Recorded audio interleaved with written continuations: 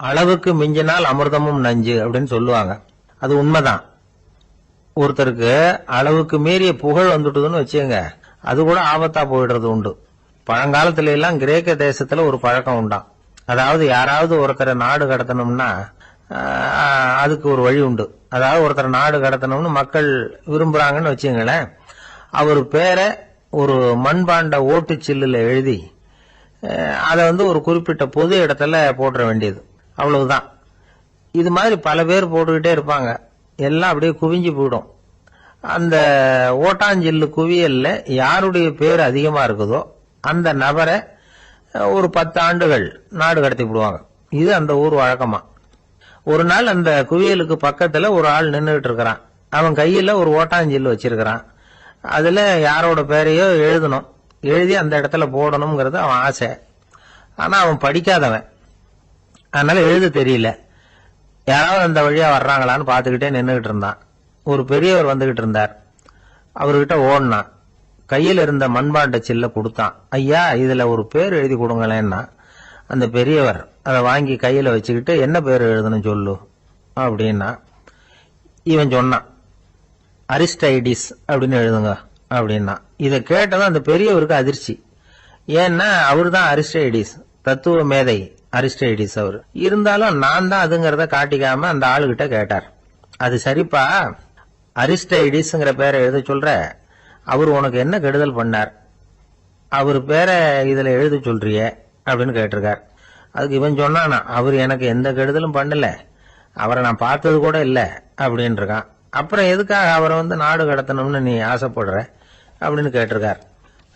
இப்போ அந்த ஆளு சொல்றான், அரிஸ்டைடஸ பத்தி எல்லாரும் பேசுறாங்க, அவர் ரொம்ப நல்லவர், அவர் ஒரு பெரிய அறிவாளிங்கிறாங்க, அவர் ஒரு பெரிய வள்ளல், பேரறிஞர், இப்படி எல்லாரும் சொல்றதை கேட்டு கேட்டு எனக்கு ரொம்ப அழுத்து போயிட்டுது, அதனால்தான் வெறுப்பாயிட்டேன் அப்படின்னு நானும். இதுல இருந்து என்ன தெரியுது, நாம நல்லவனா இருக்கிறதுல ஒன்னும் இடைஞ்சல் இல்லை. ஆனா நம்மள நல்லவன் நல்லவன் எல்லாரும் சொல்ல ஆரம்பிச்சுட்டாங்கன்னு வச்சுக்கோங்க, அப்ப இடைஞ்சல் ஆரம்பம்னு அர்த்தம். எதுவுமே அளவுக்கு மிஞ்சி போகாம பாத்துக்க வேண்டியது ரொம்ப அவசியம். அளவுக்கு அதிகமா ஆசைப்படாதவங்கள ஆபிரகாம் லிங்கனும் ஒருத்தரான். அவரு ஒரு தடவை தன்னுடைய நண்பர்கள் கிட்ட பேசிக்கிட்டு இருந்தாராம். ஒருத்தர் கேட்டிருக்கார், ஒரு மனுஷனுக்கு கால்கள் எவ்வளவு உயரம் இருக்கணும் அப்படின்னு கேட்டாராம். இதுக்கு ஆபிரகாம் லிங்கன் சொன்னாராம், அது என்ன, இடுப்புல இருந்து தரையை தொடுற அளவுக்கு உயரம் இருந்தா போதும் அப்படின்னாராம். ஒரு பெரிய கிராமம். அந்த கிராமத்துல ஒரு பண்ணையார் வீடு, அதுதான் அந்த கிராமத்திலேயே பெரிய வீடு. ஒரு நாள் ஒரு திருடன் அந்த கிராமத்துக்கு வந்தான். சுத்தி பார்த்தான். அந்த பண்ணையார் வீடு கண்ணுல பட்டது. இன்னைக்கு ராத்திரி இந்த வீட்டுல தான் நம்ம தொழில் ஆரம்பிக்கணும் அப்படின்னு சொல்லி அவன் முடிவு பண்ணிக்கிட்டான். ஏன்னா அதுதான் அந்த கிராமத்திலே கொஞ்சம் பெரிய வீடு, அங்கதான் அவன் எதிர்பார்க்கறது ஏதாவது கிடைக்கும் அப்படிங்கறது அவனுடைய முடிவு. நடு ராத்திரி அவன் மெதுவா சோரேறி குதிச்சு அந்த பெரிய வீட்டுக்குள்ள புகுந்தான். அங்க போய் பார்த்தா முக்கியமான இடங்கள்ல எல்லாம் காவலுக்கு ஆள் நின்றுட்டு இருக்கிறாங்க ராத்திரி நேரத்துல. சரி, இந்த வீட்டுல நம்மால திருட முடியாது அப்படின்னு முடிவு பண்ணிட்டு மெதுவா வந்த வழியிலேயே திரும்பி வந்தான். அந்த சமயத்துல காலில் ஏதோ தட்டுப்பட்டது. என்னது அப்படின்னு சொல்லி குனிஞ்சு பார்த்தா அங்க ஒரு பெரிய வெங்காய மூட்டை அடுக்கி வச்சிருக்கிறாங்க. சரி, வந்ததுக்கு வெறுங்கையோட திரும்ப வேண்டாமே அப்படின்னு சொல்லி கையில இருந்த ஒரு பெரிய பை நிறைய அதை அள்ளி போட்டுக்கிட்டான். வெங்காயத்தை போட்டுக்கிட்டு புறப்படுற சமயத்துல கப்புன்னு கழுத்துல ஒரு கை விழுந்தது. ஆள் மாட்டிக்கிட்டான். அதாவது காவலாளிகள் அவனை புடிச்சு வச்சுக்கிட்டாங்க. மறுநாள் காலையில அந்த திருடனை பண்ணையார் முன்னாடி கொண்டுட்டு போய் நிறுத்தினாங்க. ஐயா, இந்த ஆளு ராத்திரி நம்ம வீட்டுல திருடுறதுக்காக வந்தான், வெங்காயத்தை அள்ளிட்டு புறப்படுறப்போ மாட்டிக்கிட்டான் அப்படின்னாங்க. அவரு பார்த்தாரு, என்னப்பா இவங்க சொல்றது உண்மைதானான்னு கேட்டார். ஆமான்னு ஒத்துக்கிட்டான் அந்த ஆளு. பண்ணையார் அதுக்கப்புறம் கொஞ்சம் யோசனை பண்ணார். அப்புறமா தீர்ப்பு வழங்கினார். இத பார்ப்பா, நீ இங்க திருட வந்தது குற்றம், அதுக்காக நீ 100 ரூபாய் அபராதம் செலுத்தணும், அல்லது 100 கசையடிகள் வாங்கணும், அதுவும் இல்லைன்னா நீயே திருடுன அவ்வளவு வெங்காயத்தையும் பச்சையா என் கண் முன்னாடியே சாப்பிட்டுணும். இதுல எந்த தண்டனைய ஏத்துக்கிறது அப்படிங்கறத பத்தி நீயே யோசனை பண்ணி முடிவு எடுத்துக்கலாம் அப்படின்னு சொல்லிவிட்டார். அதாவது இவனே முடிவு பண்ணிக்க வேண்டியது, 100 ரூபா பணம் கட்டுறியா, இல்லது சாட்டை அடி வாங்குறியா, அல்லது வெங்காயத்தை சாப்பிடுறியா, இதுதான் அவர் கொடுத்தது, நீயே முடிவு பண்ணி சொல்லுன்னு விட்டார். திருடன் கொஞ்ச நேரம் யோசனை பண்ணி பார்த்தான். அவனுக்கு இருக்கிறதுலயே ரொம்ப சுலபமா தெரிஞ்சது இந்த வெங்காயத்தையே சாப்பிட்டுறேன்ட்டான். ஐயா நான் இந்த வெங்காயத்தையே சாப்பிட்டுறேன், அதுதான் எனக்கு கொஞ்சம் சுலபமா தெரியுதுன்னா சரின்னு விட்டார் பண்ணையார். அப்படியே எல்லாத்தையும் கொண்டு கொட்டினாங்க. ஒவ்வொன்றா எடுத்து சாப்பிட ஆரம்பிச்சான். கொஞ்ச நேரம் சுவாரஸ்யமா சாப்பிட்டான். அதுக்கப்புறம் வாய் எரிய ஆரம்பிச்சுட்டுது. கண்ணு ரெண்டும் செவந்து போச்சு. கண்ணுல இருந்து தார தாரையா கண்ணீர் வழிய ஆரம்பிச்சுட்டுது. ஒரே எரிச்சல். அவனால தாக்கு பிடிக்க முடியல. வெங்காயம் பாதி கூட தீரல. பார்த்தான், சரி இது நமக்கு சரிப்பட்டு வராது அப்படின்னு முடிவு பண்ணிட்டான். ஐயா என்னை மன்னிச்சுக்கங்க, இது என்னால முடியாது போல இருக்கு, பேசாம எனக்கு 100 ஷார்ட் ஐடியா கொடுத்துருங்க அப்படின்னா. அவரும் சரின்னார். ஷார்ட் ஐடி விழ ஆரம்பிச்சது. அதுவும் ஆரம்பத்துல ஒரு மாதிரியா இருந்தது. ஒரு 60 அடிகள் விழுற வரைக்கும் தாங்கினான். அதுக்கு மேல அவனால முடியல, தாக்கு பிடிக்க முடியல. ஐயா என்னை மன்னிச்சுக்கோங்க அப்படின்னு மறுபடியும் பண்ணையார் காலில் விழுந்தான். ஐயா இதுவும் எனக்கு சரிப்பட்டு வராது போல இருக்கு, பேசாம 100 ரூபா அபராதமே கட்டி போடுறேன் அப்படின்னா. அதே மாதிரி பணத்தை எடுத்து கொடுத்துட்டு அவன் பாட்டுக்கு போனான். இப்படி ஒரு கதை உண்டு. இந்த கதைய உலக புகழ்பெற்ற மனோதத்துவ மேதை எம் ஸ்காட் பெக் ஒரு உதாரணமா எடுத்து சொல்றார். எதுக்காக அவர் எடுத்து சொல்றாருன்னா, இந்த முடிவெடுக்கும் திறன் அப்படிங்கறத விளக்கறதுக்காக. வாழ்க்கையில முடிவெடுக்கிற திறன் நம்ம ஒவ்வொருத்தருக்கும் ரொம்ப அவசியம். எந்த சந்தர்ப்பத்துல எப்படி முடிவெடுக்கிறோம் அப்படிங்கறத வச்சுதான் நம்ம வாழ்க்கை அமையும்.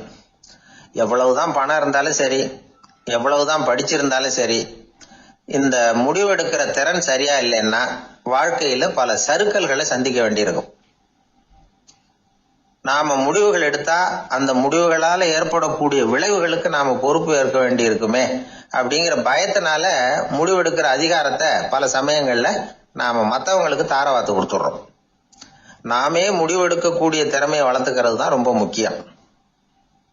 ஒருத்தர் சொன்னார், சார் சின்ன சின்ன பிரச்சனைகள்ல எல்லாம் எங்க வீட்டுல என் மனைவி முடிவு எடுக்க விட்டுருவேன், பெரிய பிரச்சனைகள்ல எல்லாம் நான் தான் முடிவெடுப்பேன் அப்படின்னாரு.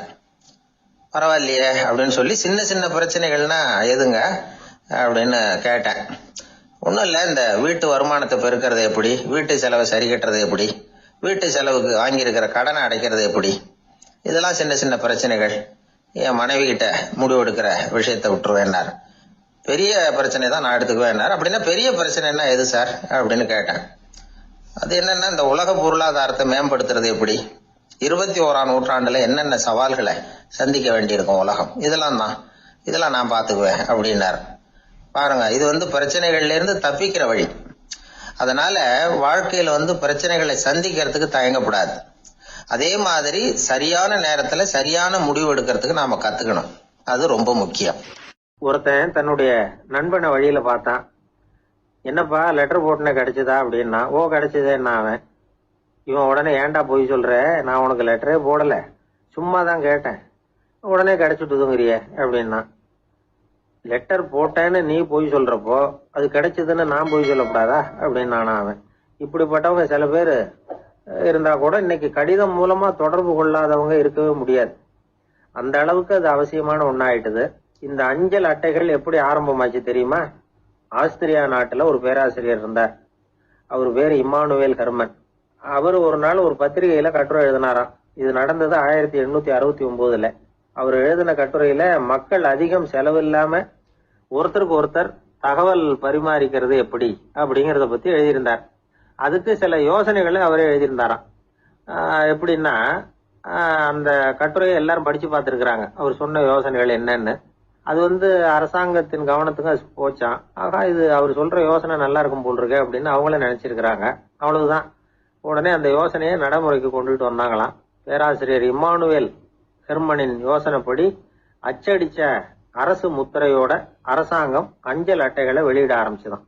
1869 அக்டோபர் 7ஆம் தேதி இது நடந்திருக்கு.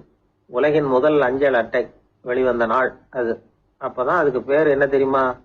அதாவது கரஸ்பாண்டிங் கார்டு அப்படின்னு பேராது.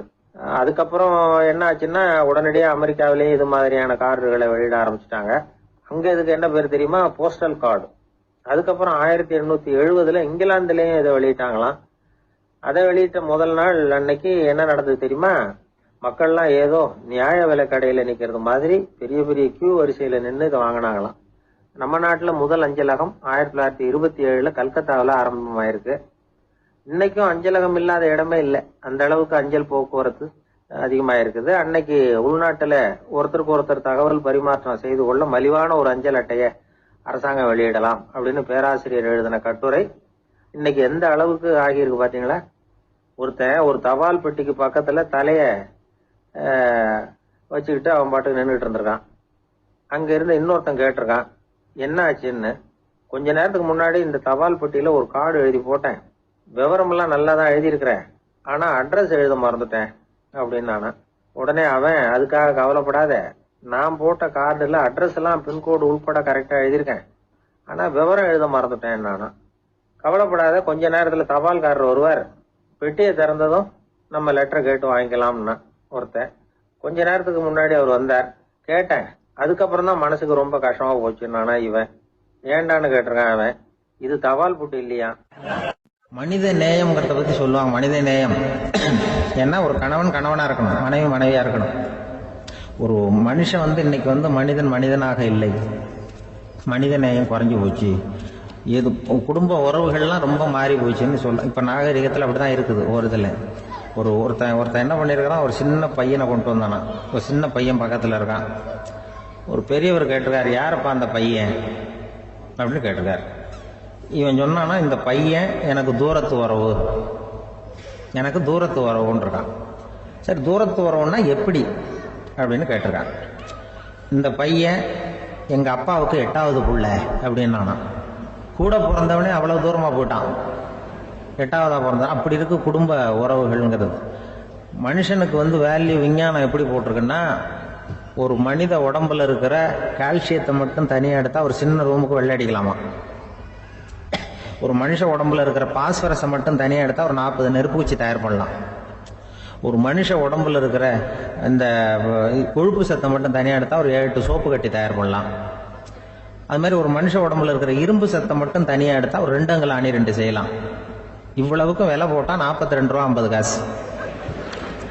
இதுதான் மனுஷனுக்கு விஞ்ஞானம் போட்டிருக்கிற விலை. அது எப்போ அது ஒசரும்னா, அவன் மனுஷனா இருக்கிற வரைக்கும் இருக்கிறப்ப. அதுவும் செத்து போனா அதுவும் கிடையாது, செத்து போனா அதுவும் குறைஞ்சிரும். மிருகங்களுக்கெல்லாம் அப்படி இல்லை, செத்ததுக்கு அப்புறம் விலை கூடும். அங்கெல்லாம் எல்லா ஊர்லயும் பாத்தீங்கன்னா உயிர் கோழி 50 ரூபா, உரிச்ச கோழி 60 ரூபான்னு போட்டுருவோம். செத்ததுக்கு அப்புறம் 10 ரூபா அதிகம்.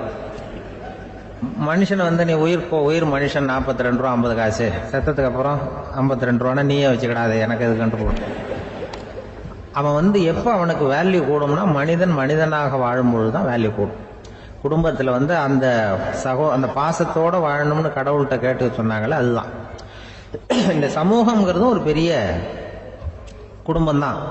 அதனாலதான் இந்த நாட்டுக்குள்ள பெருமையை எல்லாரும் ஒற்றுமையா இருந்தா எதையும் சாதிக்கலாம்ங்கிறது தான் இந்த நாட்டுக்குள்ள பெருமை. அப்படி நிரூபிச்சோம். அதனால சமூகம்ங்கிறதும் ஒரு குடும்பம் மாதிரி இருக்கிறது தான் பெருசு. இப்போ சில இதெல்லாம் இப்போ ஜாதி மத வேறுபாடெல்லாம் நம்முடைய முன்னேற்றத்தை தடுக்கும்.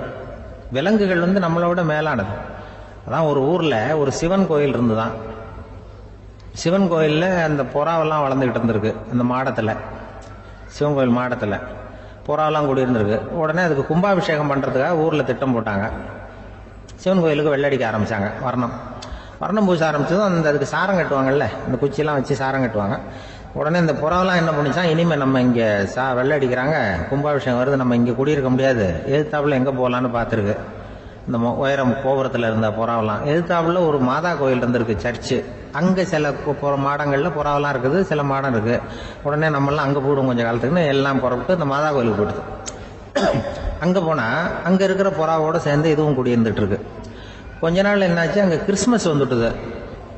கிறிஸ்துமஸ் வந்ததும் சரி, இங்கேயும் வெள்ளடிக்க ஆரம்பிக்கிறாங்க. நம்ம மறுபடியும் எங்கடா போறதுன்னு பார்த்தா, அங்க இருக்கிற புறாவோட சேர்ந்து இதுவும் சேர்ந்து நேரா ஒரு பள்ளிவாசல் இருந்தது. எதுக்கு அங்க இருக்கிற மாடத்துல போய் அங்க குடியேறிட்டுது எல்லாம். அங்க போனா அங்க ரமலான் மாசம் ரம்ஜானுக்காக அதையும் புதுப்பிக்க ஆரம்பிச்சாங்க. இது என்ன பண்றதுன்னு சொல்லி இந்த 3 செட்டு புறாவும் சேர்ந்து என்ன பண்ணுச்சு, எங்க போலான்னு பார்த்தா மறுபடியும் அதுக்குள்ள இந்த சிவன் கோயில்ல கும்பாபிஷேகம் முடிஞ்சு போச்சான். முடிஞ்சிருக்கு, அங்க போடுவோம் எல்லாரும் சொல்லி எல்லா புறாவும் அந்த சிவன் கோயிலுக்கு வந்துட்டுது. அங்க போய் மாடத்துல குடியிருந்துட்டுது. அப்போ திடீர்னு ஒரு நாள் பார்த்தா ஒரே கலவரம் பூமியில எல்லாம் ஒருத்தனை அருவாளை தூக்கிட்டு நிற்கிறான், குச்சி எடுத்து ஒருத்தனை சுட்டுக்கிறான், ஒரே கலவரம், சத்தம், ஒரே மத கலவரம் வந்துட்டுது ஊர்ல. அப்போ புறாவெல்லாம் மாடத்துல இருந்துக்கிட்டு ஒரு குஞ்சு புறா அவங்க அம்மாட்ட கேட்டுதான், இது என்ன, இந்த மனுஷனுக்கு என்ன ஆச்சு, அவன் கத்தியை தூக்கிட்டு நிற்கிறானே அப்படின்னு கேட்டுதான். ஒரு குஞ்சு புறா அவங்க அம்மாட்ட கேட்டுதான், அம்மா புறா. இப்போ அம்மா அந்த புறா சொல்லித்தான், மனுஷனுக்கு இப்போ மதம் பிடிச்சிருக்கு, அதான் கத்தியை தூக்கிட்டு நிற்கிறான் அப்படின்ட்டு. இப்போ நமக்கெல்லாம் பிடிக்கலையே அப்படின்னு தான். அப்போ அந்த புறா சொல்லிச்சான், அந்த பாருமா, நாம் இந்த சிவன் கோயிலில் இருந்தாலும் நமக்கு புறான்னு தான் பேர், இந்த மாதா கோயிலுக்கு போனாலும் நமக்கு புறான்னு தான் பேர், பள்ளிவாசலுக்கு போனாலும் நமக்கு புறான்னு தான் பேர். அந்த மனுஷன் அப்படி இல்லை, அவன் இங்கே இருக்கிற வரைக்கும் இந்துன்னு சொல்லுவான், அங்கே மாதா கோயில் இருந்தான்னா கிறிஸ்தவன்னு சொல்லுவான், பள்ளிவாசலில் இருந்தான்னா முஸ்லீம்னு சொல்லுவான். அப்போ குஞ்சு புறா, அது என்ன இப்படி பண்ணுறாங்க மனுஷங்க, இப்போ அவங்கள விட நம்ம வசதி போல் இருக்க, நம்ம தேவலாம் போல் இருக்க அப்படின்னு தான் அந்த குஞ்சு புறா. அப்போ அந்த தாய் புறா சொல்லிச்சான், உண்மைதான், அதனால தான் நம்ம மேலான இடத்துல இருக்கிறோம், அவன் கீழே நிற்கிறான் என்னமோ அப்படின்னு சொல்லிச்சான். இதுதான் அந்த குடும்பம்ங்கிறது, சமுதாயம்ங்கிறது ஒரு பெரிய குடும்பம். அது இந்த புறாகிட்டேருந்து மனுஷன் கற்றுக்க வேண்டியிருக்கு. அப்படி இருக்குது இன்னைக்கு மனுஷனுடைய நிலைமை. அதை புரிஞ்சுக்கணும். அப்படித்தான் ஒவ்வொரு இதுலேயும் நாம் நடந்து கொள்ள வேண்டியிருக்குது. மிருகங்கள்டேருந்து கற்றுக்கிற வாய்ப்பெல்லாம் இருக்குது. அப்படி சொல்லுவாங்க, வயிறு பசிக்குதேங்கிறது சிலரோட கவலை, வயிறு பசிக்க மாட்டேங்குதே அப்படிங்கிறது சில பேரோட கவலை. 2 விதமான கவலைக்கும் வயிறு தான் காரணமாக இருக்குது. வயிறு பசிச்சதுன்னா அது இயற்கை, வயிறு பசிக்கலைன்னா அது வியாதி. ஆனால் பசியையும் நாம் பசிப்பிணி அப்படின்னு தான் சொல்லுவோம். என்ன காரணம்? வியாதியை போக்க வேண்டியது எவ்வளவு முக்கியமோ அதை விட முக்கியம் பசியை போக்க வேண்டியது. ஒரு சமுதாயத்தில் பசிப்பிணியே இருக்கக்கூடாது, அதுதான் நல்ல சமுதாயம். பசியை போக்கணும்னா சாப்பாடு போடணும், பசியின்மையை போக்கணும்னா வைத்தியம்தான் பண்ணணும். இது சம்பந்தமாக எவ்வளவோ ஆராய்ச்சிகள் நடக்குது, நிறைய மருந்து கண்டுபிடிச்சிருக்கிறாங்க. நம்ம உடம்புல பசியை தூண்டக்கூடிய பகுதி எது, இதை முதல்ல தெரிஞ்சுக்கணும் இல்லையா? நாம் சாப்பிட்ற ஆகாரம் செரிக்கிறதுக்கு எது காரணம் தெரியுமா? நம்ம மூளையோட பின்பகுதி தான் அதுக்கு காரணமாக இருக்குதாம். மூளையின் பின்பகுதியில் நரம்பு செல்களால் ஆன 2 வகையான ஆரக்சின்கள் தான் பசியை உண்டாகுது அப்படின்னு கண்டுபிடிச்சிருக்கிறாங்க. 2 ஆய்வாளர்கள் இதை கண்டுபிடிச்சிருக்காங்க. அவங்க 2 பேரும் டெக்சாஸ் பல்கலைக்கழகத்தில் ஹார்வர்டு ஹக்ஸ் மருத்துவ கல்வி நிலையத்தில் பணிபுரிகிறவங்களாம். உண்பது தேவைங்கிறது உணரப்படும் போது மூளையின் அந்த குறிப்பிட்ட பகுதி ஆரக்சின் அப்படிங்கிற ஹார்மோன்களை சுரக்கும், அது பசி உணர்வை தூண்டும் அப்படிங்கிறது தான் அந்த ஆய்வாளர்களின் கண்டுபிடிப்பு. இந்த ஆரக்சின் வேற சில உயிரினங்கள்லையும் உண்டு. இப்போ எலிகளில் கூட இது இருக்குது. அதனால எலிகளை வச்சு இது சம்பந்தமா ஆராய்ச்சி பண்ணாங்க. எலிகள் உடம்புல ஆரக்சினை செலுத்தி பார்த்தாங்க. உடனே என்னாச்சு தெரியுமா? அந்த எலியெல்லாம் பசியால் துடிக்க ஆரம்பிச்சுட்டுது. எதையாவது தின்னு பசியை தீர்த்தா போதுங்கிற அளவுக்கு அந்த எலிகள்லாம் அல்லாட ஆரம்பிச்சுட்டுது. இயல்பா சாதாரணமா அந்த எலிகள் எவ்வளவு சாப்பிடுமோ அது மாதிரி 8 முதல் 10 மடங்கு அதிகமான ஆகாரத்தை 1 மணி நேரத்துக்குள்ள சாப்பிட்டு தீர்த்துட்டு தான். சில எலிகளின் மூளையில இந்த ஆரக்சின் அளவை கட்டுப்படுத்தி பார்த்துருக்குறாங்க. உடனே என்னாச்சு தெரியுமா? அதெல்லாம் சாப்பாட்டை கண்டா முகத்தை திருப்பிட்டு போக ஆரம்பிச்சுட்டு தான். அந்த எலிகளுக்கு பசி எடுக்கலையாம். இந்த ஆராய்ச்சியின் அடிப்படையில் பசியை எடுக்காமல் இருக்கிற மனிதர்களுக்கும் பசியை தூண்ட முடியும் அப்படின்னு சொல்லி ஆராய்ச்சியாளர்கள் தெரிவிச்சிருக்கிறாங்க. ஆக ஆரக்சின் தான் பசிக்கு காரணம்ங்கிறது தெரிஞ்சு போச்சு. சரி, இந்த ஆரக்சின் அப்படின்னா என்ன? அது ஒரு கிரேக்க சொல், அதுக்கு பசின்னு அர்த்தம். நம்ம ஆளுங்களுக்கெல்லாம் பசியை தூண்டுறதுக்கு மருந்து தேவையில்லை, பசியை குறைக்கிறதுக்கு தான் மருந்து தேவை. ஒரு அம்மா டாக்டரை தேடி வந்தாங்களாம். டாக்டர், எங்கள் வீட்டுக்காரருக்கு திடீர்னு அகோர பசி, நிறைய சமைச்சு போடுறேன், அவ்வளவையும் சாப்பிட்டுட்டு கீழே கிடக்கிற குப்பை கூலங்களையும் எடுத்து சாப்பிட ஆரம்பிச்சுடுறார், என்னன்னு கவனிச்சு பாருங்க அப்படின்னாங்களாம். எவ்வளவு நாளாக அப்படி இருக்குதுன்னு கேட்டிருக்காரு டாக்டர். 1 வாரமாக அப்படி இருக்குதுன்னாங்களாம். இவ்வளவு நாளாக ஏன் சும்மா இருந்தீங்க, ஆரம்பத்திலேயே இங்கே அழைச்சிட்டு வர வேண்டியது தானே அப்படின்னாரான் டாக்டர். அது ஒன்றும் இல்லை டாக்டர், வீடு பூரா சுத்தமாகட்டுமேன்னு பார்த்துக்கிட்டு இருந்தேன் அப்படின்னாங்களாம் அந்த அம்மா. அந்த மரத்தின் உச்சியில ஒரு பறவை கூடும். ஏதோ ஒரு பறவை கூடு கட்டி இருந்தது. அது என்ன பறவைன்னா ராஜாளி. ஒரு குரங்கு அந்த மரத்து கிளையில தாவி தாவி குதிச்சுக்கிட்டு இருந்தது. அப்போ இந்த கூட்டுல இருந்த முட்டை அது கண்ணுல போட்டுட்டுது. அதுக்கப்புறம் அது சும்மா இருக்குமா? விளையாட்டா ஒரு முட்டையை எடுத்தது, மரத்தை விட்டு கீழே இறங்குச்சு. கீழே ஒரு குப்பை மேட்டுல ஒரு கோழி சில முட்டைகளை அது பாட்டுக்கு இட்டு வச்சிருந்தது. குரங்கு தன் கையில இருந்த ராஜாளி பறவையோட முட்டைய அந்த கோழி முட்டைகளோட சேர்த்து போட்டுட்டு போயிட்டுது. கோழி வந்தது, பார்த்தது, அதுக்கு ஒன்னும் வித்தியாசம் புரியல. தன்னுடைய முட்டைகளோட சேர்த்து அந்த ராஜாளி முட்டையையும் சேர்த்து அடைகாத்துது. கொஞ்ச நாள்ல குஞ்சுகள்லாம் பொரிச்சுது, எல்லாம் முட்டை விட்டு வெளியில வந்தது. ராஜாளி பறவையோட குஞ்சு அந்த கோழி குஞ்சுகளோடவே சேர்ந்து வளர்ந்தது. மற்ற கோழி குஞ்சுகள் போலவே இதுவும் குப்பையை கிளறிச்சு புழு பூச்சிகளை சாப்பிட்டுது. காக்கைகள் தாக்கிறதுக்கு வந்ததுன்னா மற்ற கோழி குஞ்சுகள் மாதிரியே இதுவும் பயந்து போய் தாய் கோழியின் சிறகுகளுக்கு உள்ள வந்து ஒளிஞ்சுக்கும். இப்படியே கொஞ்ச காலம் போச்சு. குஞ்சுகள்லாம் வளர்ந்து பெருசாயிட்டுது. சிலது சேவல்களாச்சு, சிலது கோழிகளாச்சு. அந்த ஒண்ணு மட்டும் ராஜாளி ஆச்சு. ஆனா ஒரு விஷயம், தான் ஒரு ராஜாளிங்கிறது அந்த பறவைக்கு தெரியாது. தன்னையும் ஒரு கோழின்னே அது நினைச்சுக்கிட்டு இருக்கு. அப்படி நினைச்சுக்கிட்டு குப்பமேட்டை கிளறிக்கிட்டு இருக்கு. ஒரு நாள் சாயந்தர நேரம் இந்த ராஜாளி பறவை கீழே அது பாட்டுக்கு வழக்கம் போல குப்பையை கிளறிக்கிட்டு இருக்குது. அப்போ அண்ணாந்து பாக்குது. வானத்துல உயரத்துல கூட்டமா ராஜாளி பறவைகள் உல்லாசமா வட்டம் அடிச்சு பறந்துகிட்டு இருக்கு. அதே இது பாக்குது. இதுக்கு மனசுக்குள்ள ஏக்கமா போச்சான். அப்போ இதுக்கு ஆண்டவன் பேர்ல கோபம் வந்துதான். ஆண்டவனுக்கு என் பேர்ல ஏன் இந்த ஓர வஞ்சனை?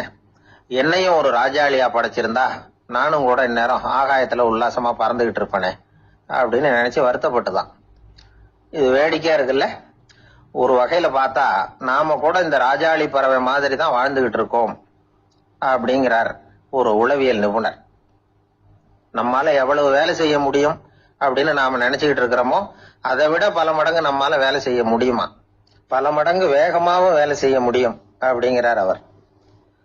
நம்முடைய முழுமையான பலம் என்னங்கிறது நமக்கே தெரியறது இல்ல. அதுதான் கஷ்டம். நம்முடைய பலம் தெரியாததுனாலதான் நாம எதுக்கு எடுத்தாலும் பயந்துகிட்டு இருக்கிறோம். ஒரு ஆள் இருந்தான். அவனுக்கு எப்படின்னா கோழியை கண்டா பயப்படுவான்.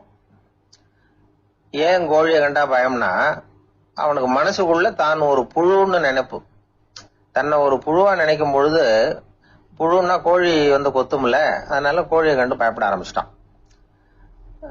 இவன் நடுங்கிருவான். எதிரில் கோழி வந்ததுன்னா உடம்பு பூரா நடுங்க ஆரம்பிச்சிடும். வீட்டுல இருக்கிறவங்க பார்த்தாங்க. இவனை அழைச்சிட்டு போய் ஒரு மனநோய் மருத்துவமனையில சேர்த்துட்டாங்க. அங்க உள்ள டாக்டர் இவருக்கு சிகிச்சை எல்லாம் கொடுத்தார். ஒரு வாரம் இவனை தங்க வச்சு வேண்டிய சிகிச்சை எல்லாம் கொடுத்து மன ரீதியா அவனை மாத்தி, சரி இனிமே நீ வீட்டுக்கு போகலாம்னு சொல்லி அனுப்பி வச்சார். வீட்டுக்கு புறப்பட்டான். அப்ப சொன்னார், இத பாருப்பா, நீ வீட்டுக்கு போகலாம், நேரா வீட்டுக்கு போ, நல்லா ஞாபகம் வச்சுக்கோ, இனிமே வந்து நீ ஒரு புழு கிடையாது, மனுஷன், தைரியமா புறப்படு, போயிட்டு வா அப்படின்னு சொல்லி வழி அனுப்பி வச்சார். சரிங்க டாக்டர்னு சொல்லிவிட்டு இவன் புறப்பட்டு போனான். பாதி வழி போயிருப்பான். லேசா நிமிந்து பாக்குறான், எதிரில் ஒரு கோழி வந்துகிட்டு இருக்கு. அது பாட்டுக்கு சாதாரணமா நடந்து வந்துகிட்டு இருந்தது. அவ்வளவுதான், இவன் உடம்பு கிடுகிடுன்னு ஆட ஆரம்பிச்சுட்டது. திரும்பி ஓடி வந்துட்டான். டாக்டர் கேட்டார், ஏன்பா திரும்பி ஓடி வந்துட்டேன்னு. பாதி தூரம் போயிட்டேன் டாக்டர், எதிரில் ஒரு கோழி வந்துகிட்டு இருக்குது, அதான் பயமா இருந்தது வந்துட்டேன்னா. டாக்டருக்கு ஒரு மாதிரி ஆயிடுது. அவர் சொன்னார், இத பாருப்பா, நான் தான் சொன்னேனே, நீ ஒரு புழு இல்ல, மனுஷன். இனிமே நீ புழு கிடையாது, நீ ஒரு மனுஷன். நீ ஒரு புழு இல்லைங்கிறது இன்னமும் உனக்கு புரியலையா அப்படின்னாரு டாக்டர். நான் புழு இல்லைங்கிறது எனக்கு தெரிஞ்சுட்டுது டாக்டர், இது அந்த கோழிக்கு தெரியுமான்னு தெரியலையே அப்படின்னா. இவெல்லாம் எந்த காலத்துல மாறுறது? அதனால வாழ்க்கையில வெற்றி பெறணும் அப்படின்னு நினைக்கிறவங்க யாரா இருந்தாலும் தன்னுடைய பலம் என்ன அப்படிங்கறத முதல்ல புரிஞ்சுக்கணும். தன்னுடைய சக்தியை புரிஞ்சுக்கிட்டவன் வெற்றி பெறுவது நிச்சயம். அந்த மரத்தின் உச்சியில ஒரு பறவை கூடு, ஏதோ ஒரு பறவை கூடு கட்டி இருந்தது. அது என்ன பறவைன்னா ராஜாளி. ஒரு குரங்கு அந்த மரத்து கிளையில தாவி தாவி குதிச்சுக்கிட்டு இருந்தது. அப்போ இந்த கூட்டுல இருந்த முட்டை அது கண்ணுல போட்டுட்டுது. அதுக்கப்புறம் அது சும்மா இருக்குமா? விளையாட்டா ஒரு முட்டையை எடுத்தது, மரத்தை விட்டு கீழே இறங்குச்சு. கீழே ஒரு குப்பை மேட்டுல ஒரு கோழி சில முட்டைகளை அது பாட்டுக்கு இட்டு வச்சிருந்தது. குரங்கு தன் கையில இருந்த ராஜாளி பறவையோட முட்டைய அந்த கோழி முட்டைகளோட சேர்த்து போட்டுட்டு போயிட்டுது.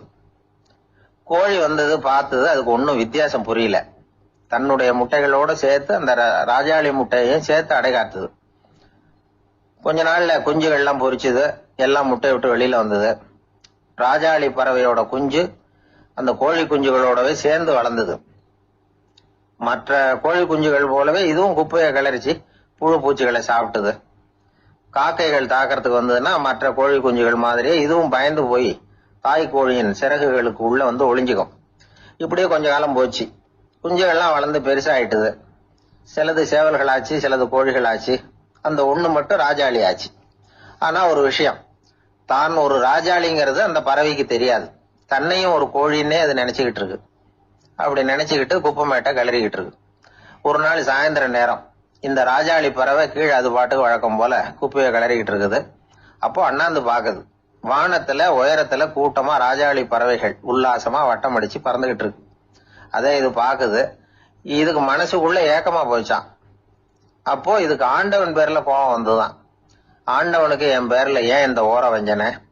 என்னையும் ஒரு ராஜாளியா படைச்சிருந்தா நானும் கூட இந்நேரம் ஆகாயத்துல உல்லாசமா பறந்துகிட்டு இருப்பேனே அப்படின்னு நினைச்சு வருத்தப்பட்டுதான். இது வேடிக்கையா இருக்குல்ல? ஒரு வகையில பார்த்தா நாம கூட இந்த ராஜாளி பறவை மாதிரி தான் வாழ்ந்துகிட்டு இருக்கோம் அப்படிங்கிறார் ஒரு உளவியல் நிபுணர். நம்மால எவ்வளவு வேலை செய்ய முடியும் அப்படின்னு நாம நினைச்சுக்கிட்டு இருக்கிறோமோ அதை விட பல மடங்கு நம்மால வேலை செய்ய முடியுமா, பல மடங்கு வேகமாவும் வேலை செய்ய முடியும் அப்படிங்கிறார் அவர். நம்முடைய முழுமையான பலம் என்னங்கிறது நமக்கே தெரியறது இல்ல. அதுதான் கஷ்டம்.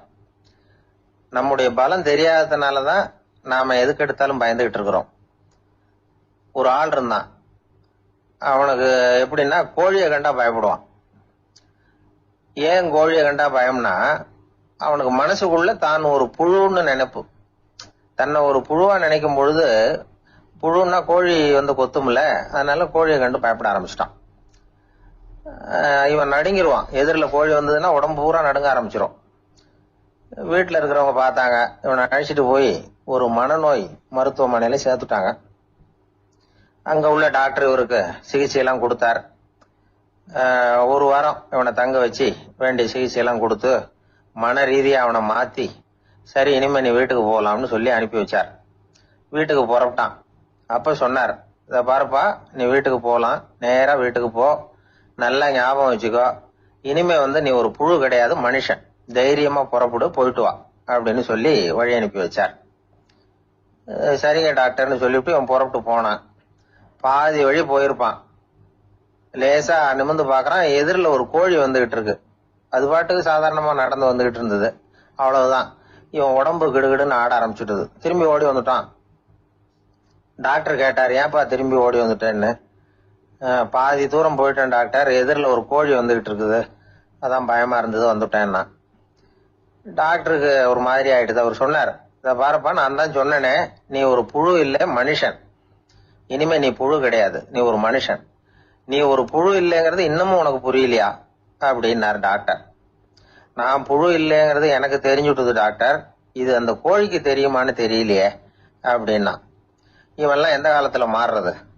அதனால வாழ்க்கையில வெற்றி பெறணும் அப்படின்னு நினைக்கிறவங்க யாரா இருந்தாலும் தன்னுடைய பலம் என்ன அப்படிங்கறத முதல்ல புரிஞ்சுக்கணும். தன்னுடைய சக்தியை புரிஞ்சுக்கிட்டவன் வெற்றி பெறுவது நிச்சயம். ஒரு நாள் ஒரு 10-15 பள்ளிக்கூடத்து பிள்ளைங்க தேடிட்டு வந்தாங்க. உங்களை பார்த்துட்டு தான் போகணும், அதுக்காக தான் வந்திருக்கோம்னாங்க. என்ன விஷயம்னு கேட்டோம். நாங்கள்லாம் கூடி ஒரு முடிவு பண்ணியிருக்கிறோம், அதை உங்ககிட்ட சொல்லணும் அப்படின்னாங்க. அதுவும் ஒரு வாண்டு பையன் அதை சொன்னான். என்ன முடிவு அது அப்படின்னு கேட்டோம் ரொம்ப ஆர்வமா.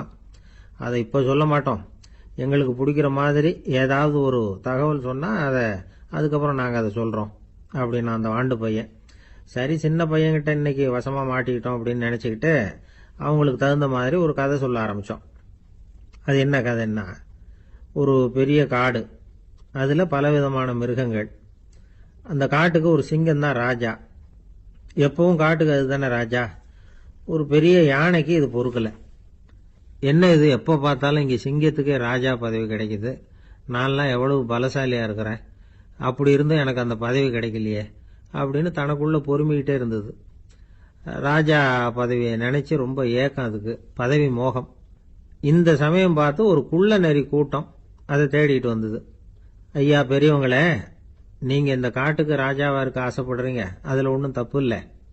ஆனா அதுக்கு முன்னாடி நீங்க எங்க கூட்டத்துக்கு கொஞ்ச நாள் தலைவரா இருங்க, அதாவது ராஜாவா இருங்களேன், உங்களுக்கும் ஒரு ட்ரைனிங் கிடைச்சது மாதிரி இருக்கும் அப்படின்னு சொல்லியிருக்குது இந்த கூட்டம், குள்ளநெறி கூட்டம். இதை கேட்ட உடனே யானைக்கு ரொம்ப சந்தோஷம் தாங்கல. அதுதான் எப்பன்னு பதவிக்காக காத்துக்கிட்டு இருக்குதே. இருந்தாலும் கொஞ்சம் பிகுவோட, சரி நீங்கள்லாம் இவ்வளவு தூரம் என்ன தேடிட்டு வந்து கேட்கறதுனால மறுக்க முடியல அப்படின்னு ரொம்ப ஏதோ அவளுக்கு சிரமப்பட்டு ஒத்துக்கிறது மாதிரி ஒத்துக்கிட்டது. ஏதோ உங்க ஆசைக்கு கட்டுப்படுறேன், கொஞ்ச நாள் உங்க கூட்டத்துக்கு ராஜாவா இருக்கிறதுக்கு சம்மதிக்கிறேன் அப்படின்னுது. உடனே அந்த யானை ராஜ நட போட ஆரம்பிச்சுட்டுது. யானை சாதாரணமா நடந்தாவே எப்படி இருக்குங்கிறது நமக்கு தெரியும். அதுவே ராஜ நட நடந்தா எப்படி இருக்கும் கற்பனை பண்ணி பாருங்க. யானை முன்னாடி கம்பீரமா போய்கிட்டு இருக்குது, தலைவர் இல்லையா, அதனால குள்ள நரிகள்லாம் ரொம்ப அடக்கமா அது பின்னாடி அணிவகுத்து போயிட்டு இருக்குது. ராஜா வாழ்க, மன்னர் வாழ்க அப்படின்னு கோஷம் வேற. யானைக்கு தலைகால புரியல, அவ்வளவு சந்தோஷம். அந்த யானைக்கு செருக்கு, ஆணவம் எல்லாம் ஏற்பட்டு போச்சு. அதுக்கப்புறம் அது தரையை பார்க்குமா, நிமிர்ந்து நடக்க ஆரம்பிச்சுட்டுது. தரையை பார்க்கறதே இல்லை. அப்படி போயிட்டு இருக்கிறப்போ ஒரு சதுப்பு நிலத்துல திடீர்னு காலை வச்சுட்டுது. அவ்வளவுதான், கால் உள்ள போட்டுது. இன்னொரு காலை எடுத்து வச்சுது, அதுவும் உள்ள போட்டுது. அந்த 2 காலையும் எடுக்கிறதுக்காக அடுத்த 2 காலையும் அழுத்துச்சு, அதுவும் உள்ள போக ஆரம்பிச்சுட்டுது. இப்ப 4 காலம் வசமா சேத்துல அழுந்தி போச்சு, எடுக்க முடியல. குள்ள நரிகள்லாம் அதை சுத்தி சுத்தி வந்தது. சிலது சுத்தி நின்று டான்ஸ் ஆட ஆரம்பிச்சுட்டுது யானையை பார்த்துட்டு. இதை யானை பார்த்தது. என்ன இது தலைவர், நான் தவிச்சுக்கிட்டு இருக்கிறேன், தொண்டர்கள்லாம் சுத்தி நின்று வேடிக்கை பார்த்துக்கிட்டு இருக்கிறீங்க, டான்ஸ் ஆடுறீங்க அப்படின்னு கேட்டுதான். தொண்டர்களே, தலைவர் நான் தவிச்சுக்கிட்டு இருக்கிறது உங்களுக்கு தெரியலையா?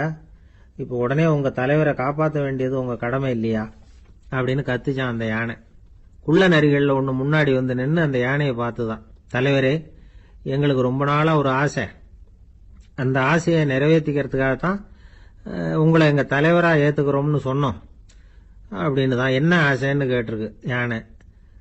யானை கறி சாப்பிட்டு பார்க்கணுங்கிறது எங்களுக்கு ரொம்ப நாளா ஆசை, அது இன்னைக்கு தான் நிறைவேற போகுது அப்படின்னு தான் அந்த நரி. இதை கேட்ட உடனே அந்த யானை அப்படியே மூர்ச்சை ஆயிட்டு தான். நரிகள்லாம் அது மேலே ஏறி குதற ஆரம்பிச்சுட்டு தான். பதவி மேல இருந்த பேராசை அந்த பலசாலியான யானையையே மாட்டி விட்டுட்டு பாத்தீங்களா அப்படின்னு சொல்லி முடிச்சோம் இந்த கதையை அந்த சின்ன பிள்ளைங்க கிட்ட. சரிங்க, இப்ப நாங்க உங்களை தேடி வந்த விஷயம் என்னங்கறத சொல்லவா அப்படின்னா ஒரு வாண்டு பையன். சீக்கிரம் சொல்லு தம்பி, சஸ்பென்ஸ் தாங்கல அப்படின்னும். அவன் மெதுவா எங்களை பார்த்து சொல்றான், எங்களுக்கு கொஞ்ச நாள் நீங்க தலைவரா இருந்தா தேவல அப்படின்னா. எது ரொம்பவும் கஷ்டமான காரியம் அப்படின்னு கேட்டார் ஒருத்தர். ஒருத்தருக்கு ஒருத்தர் சண்டை போடாம இருக்கிறது தான் ரொம்ப கஷ்டமான காரியம் அப்படின்னு தோணுது. ஒரு நாட்டுக்கும் இன்னொரு நாட்டுக்கும் சண்டை, நாட்டுக்குள்ளேயே ஒரு குரூப்புக்கும் இன்னொரு குரூப்புக்கும் சண்டை. ஏன் சண்டை போட்டுக்கிறீங்கன்னு கேட்டு பாருங்க. நாங்க சமாதானத்துக்காக தான் சண்டை போட்டுக்கிறோம் அப்படிம்பாங்க. வாழறதுக்காக பிறந்த மனுஷன் லட்சியத்துக்காக உயிரை விட தயார் அப்படின்னு சொல்லிட்டு இருப்பான். அப்படி உயிரை விடுறவங்கள நாமளும் பாராட்டுவோம். ஆனா ஒண்ணுமில்லாத விஷயங்களுக்கெல்லாம் சண்டை போடுறவங்களெல்லாம், அப்படிப்பட்டவங்களையும் சரி உயிரை விடுறவங்களையும் சரி என்னன்னு சொல்றது, யுத்தங்களாலேயும் சண்டைகளாலேயும் நாம் அடையிறது என்னங்கிறது ஒரு பக்கம் இருக்கட்டும், இழக்கிறது என்ன தெரியுமா, ஏராளமான உயிர்கள். ரத்தம் சிந்தறதுக்கு நான் தயார் அப்படின்னு மார்தட்டி சொல்லலாம். ஆனா ரத்தம் சிந்தினா உயிர் காத்துக்கிட்டு இருக்க தயார் இல்லை. அதாவது உயிர் நமக்காக காத்துக்கிட்டு இருக்க தயார் இல்லை. இழக்கிற ரத்தத்தை ஈடு கட்டினாதான் உயிரை காப்பாற்ற முடியும். அதனால இது சம்பந்தமா ஆராய்ச்சி செய்யற கட்டாயம் ஏற்பட்டு போச்சு. அதோட விளைவா புதுசா ஒன்றை கண்டுபிடிச்சிருக்கிறாங்க. அதுதான் செயற்கை ரத்த பொடி. இப்ப இந்த திடீர் சாம்பார் பொடி, திடீர் ரசப்பொடி, திடீர் காப்பி பொடி இப்படிலாம் சொல்றோம்ல, அது மாதிரி இது திடீர் ரத்த பொடி. இஸ்ரேல் ஒரு சின்ன நாடு, மக்கள் தொகை குறைச்சல், அதோட போர்கள் வேற. அதனால காயம்பட்டவங்களை காப்பாற்றியே தீர வேண்டிய கட்டாயம். காப்பாற்றணும்னா ரத்த இழப்பை தடுக்கணும். அப்படின்னா உடனடியாக புது ரத்தம் செலுத்தி ஆகணும். திடீர்னு ரத்தம் வேணும்னா எங்கே போகிறது? அதுவும் கிடைக்கிற ரத்தம் சேர்ற குரூப்பாக இருக்கணும்.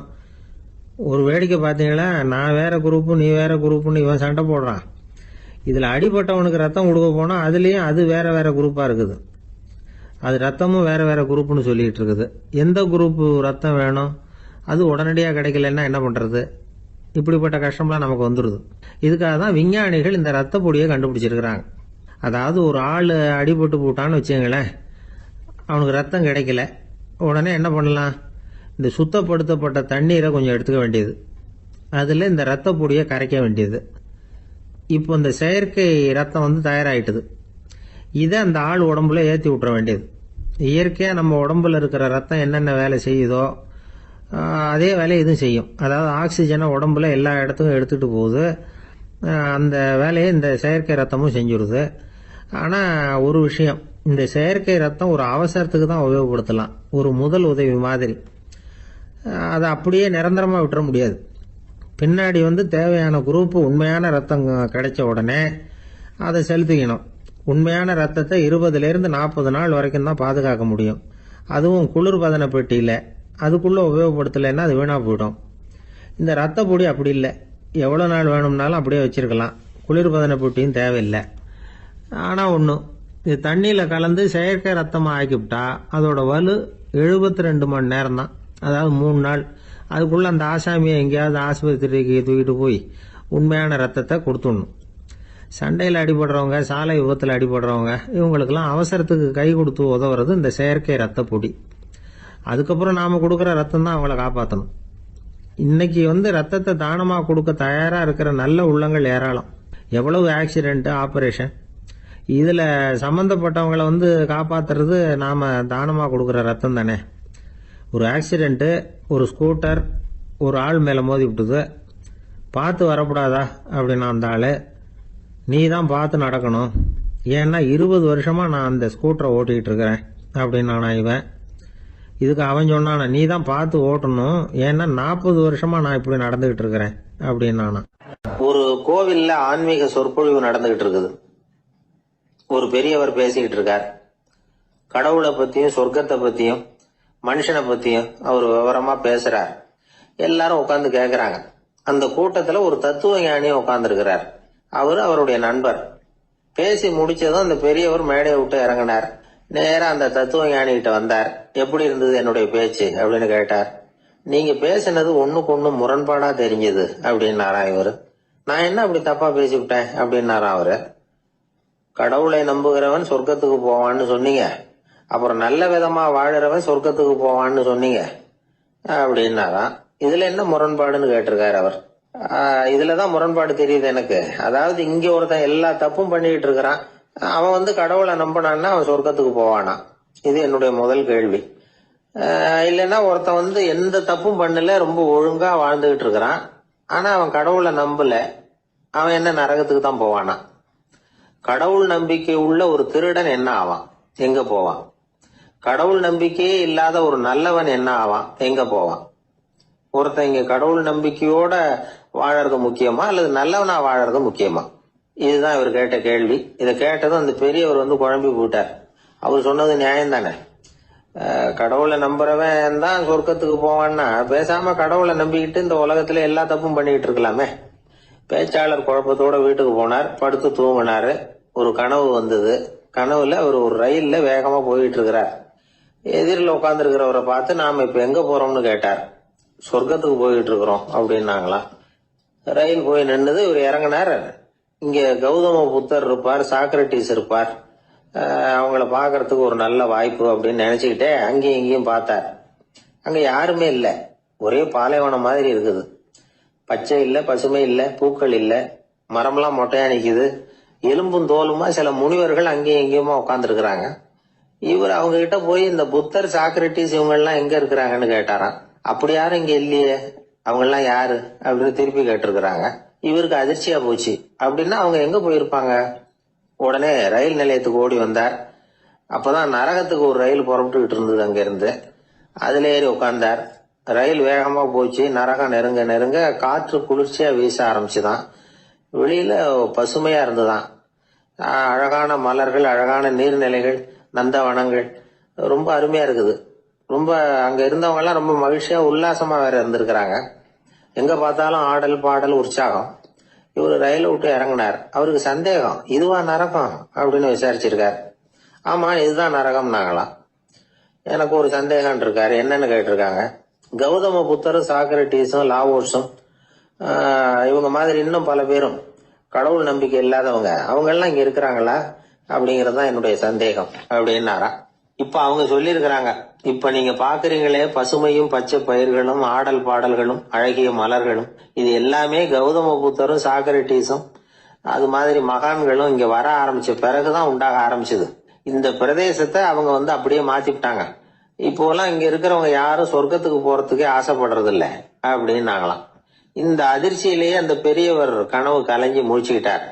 இதுல இருக்கிற கருத்து என்னன்னா, நல்லவர்கள் எங்க இருக்கிறாங்களோ அந்த இடத்துக்கு பேர் தான் சொர்க்கம். சொர்க்கம் நரகம்ங்கிறதெல்லாம் ஆன்மீக பண்புகள், அவ்வளவுதான். ஒரு ஊர்ல 2 இணைபிரியாத நண்பர்கள். ஒருத்தன் கேட்டான், இப்ப கடவுள் நம்ம முன்னாடி உங்க 2 பேர்ல யாராவது ஒருத்தர் மட்டும் என்னோட சொர்க்கத்துக்கு வரலாம் அப்படின்னு கூப்பிட்டா நீ என்ன சொல்லுவேன்னு கேட்டானா. இவன் ரொம்ப பெருந்தன்மையா உன்னையே அழைச்சிட்டு போக சொல்லிடுவேன் அப்படின்னு இருக்கான். அப்படின்னா உனக்கு சொர்க்கம் வேணாமான்னு கேட்டிருக்கான் அவன். நீ என்னை விட்டுட்டு போனாவே அப்புறம் இந்த பூலோகமே எனக்கு சொர்க்கம் தாண்டா அப்படின்னு. குடும்பத்துல ஒருத்தர் அனுசரிப்பு தன்மைங்கிறது ரொம்ப அவசியம். கணவன் மனைவின்னா அனுசரிச்சு போகணும்னு சொல்லுவாங்க. அதாவது ஒரு கணவன், அதுக்காக தான் அந்த காலத்துல எல்லாம் ஒரு வீட்டுக்கு மாப்பிள்ளை தேடுறதுங்கிறது ஒரு பெரிய குடும்பத்தை நிர்வகிக்கிற அளவுக்கு ஒரு கணவனா வரக்கூடிய எப்படி இருக்கணும் அப்படின்னா, அந்த காலத்துல புலி வேட்டைக்கு போகணும். ஒரு பொண்ணுக்கு மாப்பிள்ளை தேடுறதுன்னா நம்ம தமிழ் பழக்கம் என்னன்னா, காட்டுக்கு போய் ஒரு புலியை வேட்டையாடிட்டு வரணும். அந்த புலி பல்லு அல்லது நகத்தை கொண்டுட்டு வரணும் அந்த இளைஞன். அதை வீட்டில் கொடுப்பான். அதை தான் கட்டி அதை இதாக கட்டுவாங்க, மாலையா போடுவாங்க, தாலியாக கட்டுவாங்க. அதாவது வீரம் இருக்கா பையனுக்குன்னு பார்ப்பாங்க. ஒரு பொண்ணு வேணும்னா நீ முதல்ல வீட்டுக்கு பொண்ணு கேட்க போகக்கூடாது, காட்டுக்கு போகணும். போய் புளியை கொண்டு வா, அதுக்கப்புறம் தான் உனக்கு பொண்ணு அப்படின்னு சொல்லுவாங்க. இப்போலாம் ஏன் போறது இல்லைன்னா, இப்போலாம் ஒருத்தனை காட்டுக்கு போய் புலிப்பல் கொண்டு வரனா புலி தான் மாப்பிள்ளையா வரும். அதனாலதான் இப்போ போறது இல்லை யாரும் காட்டுக்கு. அப்போ பெண்களும் ரொம்ப வீரமா இருந்தாங்க. பெண்கள் மூலம் அந்த காலத்துல எப்படின்னா, முறத்தாலேயே புலியை துரத்துவாங்களாம். நம்ம பழைய பாட்டுல எல்லாம் பார்த்திருப்பீங்க, முறத்தால புலியை விரட்டினாங்கன்னு வரும் பழைய பாட்டு. அந்த அளவுக்கு பெண்களுக்கு வீரம். இப்போ கல்யாணம் ஆகி இந்த காலத்துல ஒரு கணவனை விரட்டிட்டு வந்தாங்களாம் முறத்தை எடுத்துக்கிட்டு. ஒரு மனைவி அவன் பயந்துட்டு வெளில ஓடி வரான், பின்னாடி முறத்தை எடுத்துட்டு அந்த அம்மா ஓடி வருது. இவனை தனியா பிடிச்சி கொண்டு போய், என்னப்பா இந்த மனைவிட்டு இப்படி பயந்து ஓடி வரிய, முறத்தால துரத்துறா இப்படி வரிய அப்படின்னா, அவன் அப்படியே தடுமாறிட்டு அதெல்லாம் ஒண்ணும் இல்லை, அவன் என்ன புலியா நினைக்கிறா அப்படின்னு ஒரு பெருமையா சொல்லிட்டானா. அந்த காலத்துல புலியை தான் முறத்தால விரட்டினாங்க, இப்போ புருஷனை விரட்டுறாங்க அப்படின்னு சொல்லி. அப்படி அந்த காலத்துல கணவனுக்கு ஒரு குடும்பத்தை நிர்வகிக்கிற திறமை இருக்கா, உடல் வலிமை தான் முக்கியம். இப்ப கூட மதுரை பக்கத்துல ஐயாவுக்கு தெரியும், அந்த இளவட்டக்கல்லுன்னு ஒரு ஊருக்கு ஊர் எல்லையில கிடக்கும். ஊர் எல்லையில ஒரு பெரிய கல்லு கிடக்கும்.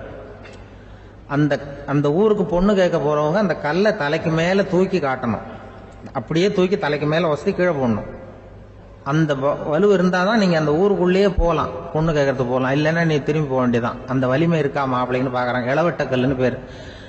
அப்ப என்ன பண்ணாங்கன்னா, ஒரு 1000 வருஷத்துக்கு முன்னாடி அந்த கல்லை தலைக்கு மேல தூக்கி கீழே போடுவாங்களாம். ஒரு 500 வருஷத்துக்கு முன்னாடி அப்படி கொஞ்சம் தூரம் இடுப்பு அளவுக்கு தூக்கி கீழே போட்டுக்கிட்டு இருந்திருக்கிறாங்க. அதுக்கப்புறம் ஒரு 100 வருஷத்துக்கு முன்னாடி அப்படி முழங்கால அளவுக்கு அப்படி தூக்கி போட்டா போறோம்னு வச்சிருந்தாங்களாம்.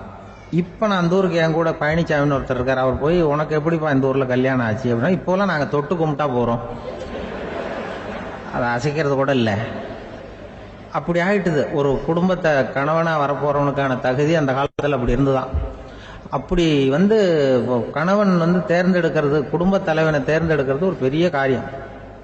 ஒரு பெரிய செல்வந்தர் போட்டி வச்சாராம், ஒரு நீச்சல் குளம், அதுல யார் வேணாலும் குதிச்சு அந்த பக்கம் போய் கரையேறலாம். அந்த நீச்சல் குளத்துல விஷப்பாம்புலாம் கிடக்கு. யாரு துணிஞ்சி அந்த விஷப்பாம்பு இருக்கிற குளத்துல குதிச்சு அந்த பக்கம் போய் கரையேறானோ அவனுக்கு ஒரு 100 ஏக்கர் நிலம் கொடுப்பேன். அது வேண்டான்னா ஒரு 1000 ஆடு கொடுப்பேன். அதுவும் வேண்டான்னா என் பொண்ணை கொடுப்பேன் அப்படின்னு போட்டி வச்சார். அதான் மாப்பிள்ளையை தேர்ந்தெடுக்கிறதுக்கு அவர் ஒரு வழி, நீச்சல் குளத்துல குதிச்சு கரையேறணும். இப்ப அந்த ஊர்ல இருக்கிற இளைஞர்கள்லாம் பாக்குறாங்க அந்த குளத்துல குதிக்கணும்னு. ஆனா குளத்துல ஒரே விஷப்பாம்புலாம் கிடக்கு. இது என்ன பண்றதுன்னு பார்த்தா யாருமே குதிக்கிறதுக்கு தைரியம் வரல. திடீர்னு ஒருத்தன் துணிஞ்சு குதிச்சான், படபடன்னு அடிச்சுட்டு போய் அந்த பக்கம் கரையேறிட்டான். கரையேறின உடனே பரவாயில்லையே ஒரு ஆள் வந்துட்டான்னு சொல்லி அவனை அந்த இளைஞனை போய் பிடிச்சிட்டு வந்தாங்க. அந்த பெரியவர் கேட்டார், ஏப்பா இவ்வளவு பெரிய விஷப்பாம்பெல்லாம் கிடக்கிற நீச்சல் குளத்துல நீ துணிஞ்சு குதிச்சு கரையேறி இருக்கிற, உனக்கு என்ன 1000 ஏக்கர் நிலம் கொடுத்துறவா 100 ஏக்கர் நிலம் கொடுக்கவா சொல்கிறபடி அப்படின்னா வேண்டாம் சார்ன்றான். ஓஹோ அப்படின்னா ஒரு 1000 ஆடு வேணுமா உனக்கு அப்படின்னா அதுவும் வேண்டாம் சார். ஓ அப்படின்னா என் பொண்ணு வேணுமா அப்படின்னா அதுவும் வேண்டாம் சாருங்கிறான். அப்புறம் எதுக்குடா குதிச்சுன்ட்டு என்ன உனக்கு என்ன தான் வேணும் அப்படின்னு கேட்டிருக்காரு. என்னை எவன் பிடிச்சி தள்ளி விட்டவன்னு தெரியணும் அப்படின்றான். அதுக்காக அவன் பார்த்துருக்கான். அப்படி இருந்தால் தான் துணிச்சல் வரும் இந்த காலத்தில். எதுக்கு இவ்வளவு சங்கடம்லாம் வச்சாங்கன்னா, ஒரு குடும்பத்துக்கு தலைவராக வர வேண்டிய ஒரு ஆள், கணவனாக இருக்க வேண்டியவனுக்கு துணிச்சல் இருக்கா, தைரியம் இருக்கா அப்படிங்கிறது பார்க்கறதுக்காக இப்படிப்பட்ட தேர்வு முறைகள்லாம் வச்சுருந்தாங்க அந்த காலத்துலலாம். இப்போலாம் கல்யாணம் பண்ணுறது ஆளுக்கு நேரில் பார்க்காமலே கூட கல்யாணம் நடக்குது இன்டர்நெட்டில். இப்போ சர்டிஃபிகேட் கேட்குறாங்க, நோய் நொடி இல்லாமல் இருக்காரா பாரு. காட்டுக்கெலாம் போக வேண்டாம், நேராக ஆஸ்பத்திரிக்கு போய் ஒரு சர்டிஃபிகேட் வாங்கிட்டு வா, உனக்கு ஒன்றும் வியாதி இல்லைன்னு ப்ரூவ் பண்ணு, அதுக்கப்புறம் பார்த்துக்கலாம், மற்றதை பேசுவோம் அப்படின்னு சொல்லி அப்படி இருக்குது நிலைமை. அதனால் குடும்பத்தில் அந்த கணவனாக இருக்கிற வேண்டியவனுக்கு பொறுப்பு அதிகம். ஏன்னா எல்லாத்தையும் அனுசரித்து போக வேண்டியதாக வந்தான். இதில் ஒரு பெரிய நீதிபதி இருந்தார் சென்னையில், உண்மையாக நடந்தது. சென்னையில் ரொம்ப காலத்துக்கு முன்னாடி காந்தி இருந்த காலத்தில் சென்னையில் ஒரு நீதிபதி, அவர் ஒரு நாள் நீதி கோர்ட்லாம் விட்டு ரொம்ப கஷ்டப்பட்டு ராத்திரி சும்மா போய் உடனே வீட்டுக்கு வரல. கோர்ட்டினுடைய நடவடிக்கை முடிஞ்சு வீட்டுக்கு வராமல் போய் எங்கெங்கேயோ போய் சுற்றிவிட்டு அந்த நண்பர்களோடு அப்படி உல்லாசமாக அப்படி கொண்டாடிவிட்டு ராத்திரிக்கு வந்திருக்கிறாரு வீட்டுக்கு 1 மணிக்கு. அப்போ அந்த வயசான அம்மா வாசல்லையே காத்துக்கிட்டு இருக்கு.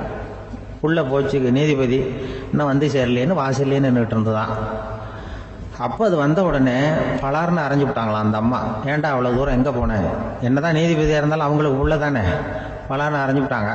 உடனே அவர் கலங்கி போய் அழுதாராம். மறுநாள் கேட்டிருக்காங்க அந்த பக்கத்தில் இருந்தவங்க, ஏன் நீ பெரிய நீதிபதி, பெரிய பதவியில் இருக்க, அதனால உன்னை உங்கள் அம்மா அடிச்சிட்டாங்கன்னு அழுதியா அப்படின்னு கேட்டாங்களாம்.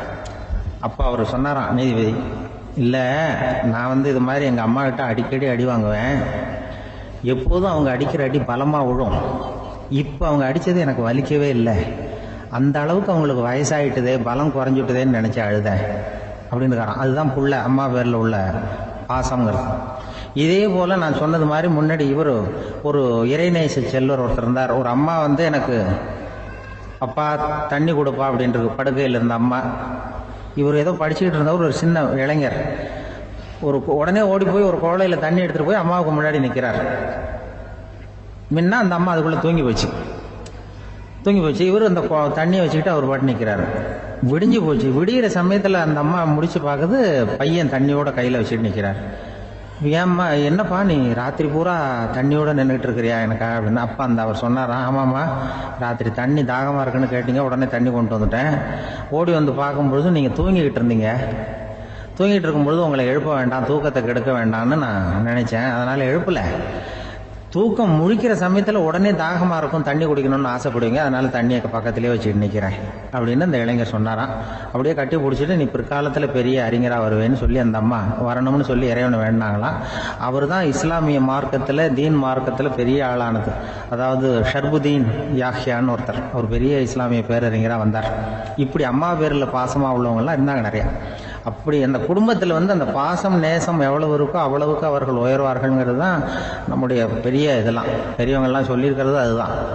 அதனால தான் அந்த கணவனுடைய பங்கு என்ன, மனைவியினுடைய பங்கு என்ன, பிள்ளைகளுடைய பங்கு என்னங்கிறத பற்றி ரொம்ப விவரமாக சொல்கிறதுக்காக தான் அதை பற்றி நாம் சிந்திக்க வேண்டிய நேரம் இதுங்கிறதுனால தான். கணவனுக்கு இது வந்துடக்கூடாது, அதாவது கோபம் வரக்கூடாது, நிதானம் வேணும் அப்படின்லாம் சொல்லுவாங்க. நிதானம், கணவன் கோபப்படக்கூடாதுமா. அதுக்கு நாங்கள் கோபம், மனுஷனுக்கு சினம் தவிர்த்தல்னு பயிற்சியெல்லாம் கொடுக்குறாங்க. இப்போ மனுஷன் கோபப்படாமல் இருக்கணும், போகணும் வரணும், அதுக்கு சொல்லுவோம் நாங்கள். சும்மா கதை ரூபமாக சொல்கிறது. அங்கே வேதாத்திரி மகரிஷின்னு இருக்காரு, அவர் இதில் சினம் தவிர்த்தல்னு பயிற்சியை கொடுப்பாங்க. குடும்ப தலைவர்கள் பெரியவங்கள்லாம் அந்த பயிற்சியை எடுத்துக்கணும். என்ன கூப்பிட்டாங்க ஒரு தரம், சினம் தவிர்த்தல்னு ஒரு பயிற்சி கொடுக்குறோம், அதில் நீ பேசுன்னாங்க. நான் சொன்னேன், நான் பயிற்சிக்கு வேணா வரேன், என்னை பேச வேண்டாம் சார், நான் பயிற்சி கற்றுக்கிறேன். இல்லை நீ அதெல்லாம் பயிற்சி நாங்கள் கொடுக்குறோம், நீ உனக்கு என்ன தெரியுமோ சொல்லு, மனுஷன் கோவப்படாமல் இருக்கணும், அதுக்கு ஏதாவது வழி சொல்லிட்டு போ அப்படின்னு கூப்பிட்டாங்க. சரின்ட்டு போனேன். அங்கே போய் நான் சொன்னேன், இது மாதிரி எனக்கு தெரிஞ்சது ஒரு கதை மாதிரி சொன்னேன். மீனம்பாக்கம் ஏர்போர்ட், அங்கே ஜப்பானுக்கு போக வேண்டிய ஒரு பிரயாணி லக்கேஜோடு நிற்கிறார் நிறையா. இதை வாங்கி பிளேனில் ஏற்றக்கூடிய ஒரு தொழிலாளி அவர்கிட்ட ஒரு சண்டை போடுறார், அடிக்க போகிறார், திட்டுறாரு, கண்ணாமலான்னு திட்டுறாரு. அவர் இதை ஒருத்தர் பார்த்துக்கிட்டே இருக்கார். அந்த சினம் தவிர்த்தல் பயிற்சி கொடுக்குற பேராசிரியர் ஒருத்தர் பார்த்துக்கிட்டே இருக்கார். இது எப்படி இவன் இந்த ஆள் அவ்வளவு கோபமாக அடிக்க போகிறான், திட்டுறான் அந்த பெரிய மனுஷன், இவர் பதிலுக்கு அவர் திட்டவே இல்லையே.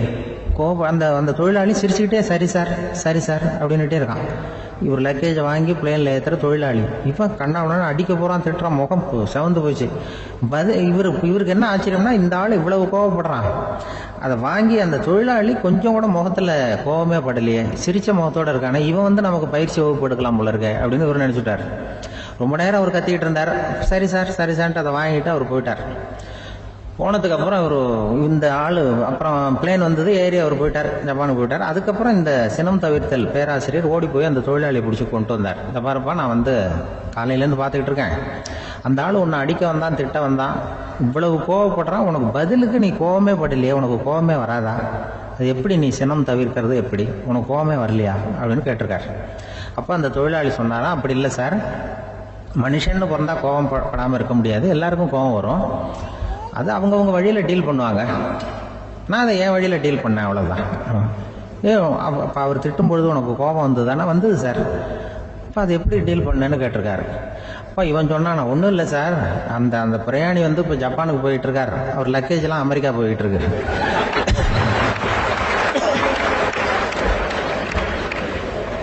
இதுக்கு நாம எதுக்கு சார் அனாவசியமாக அவன்கிட்ட போய் சண்டை போட்டுக்கிட்டேன், அப்படி மாற்றி ஏற்றி விட்டா அவன் போய் பார்த்துக்கிறான் எங்கேயாவது. அதுதான் நான் சினம் தவிர்க்கிற வழி அப்படின்னு சொன்னாரான். உடனே இதை தான் எனக்கு தெரிஞ்சது கோபம் வராமல் இருக்கிறதுன்னு அங்கே பேசினேன் அந்த கூட்டத்தில். அதுக்கப்புறம் இன்ன வரைக்கும் அவங்க கூப்பிடுறதே இல்லை என்ன.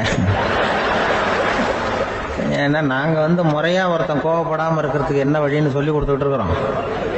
நீ இப்படி பண்ணுறியப்பா அப்படின்னு சொல்லி ஒரு அம்மா சொல்லுது. அதாவது கணவன் மனைவியாக இருந்துட்டு அப்புறம் விவாகரத்து வாங்கிட்டு அதுக்கப்புறம் அந்த அம்மா பேசுகிறத நேற்று தொலைக்காட்சியில் போட்டாங்க. அது என்ன சொல்லுதுன்னா, நாங்கள் வந்து கணவனும் மனைவியாக இருக்கிறப்போ எங்களுக்குள்ளே சண்டை வந்துக்கிட்டு இருந்தது, இப்போ விவாகரத்து வாங்கிட்டு இப்போ நண்பர்களாக இருக்கிறோம், இப்போ வந்து சண்டையே வர்றதில்லை எங்களுக்குள்ள.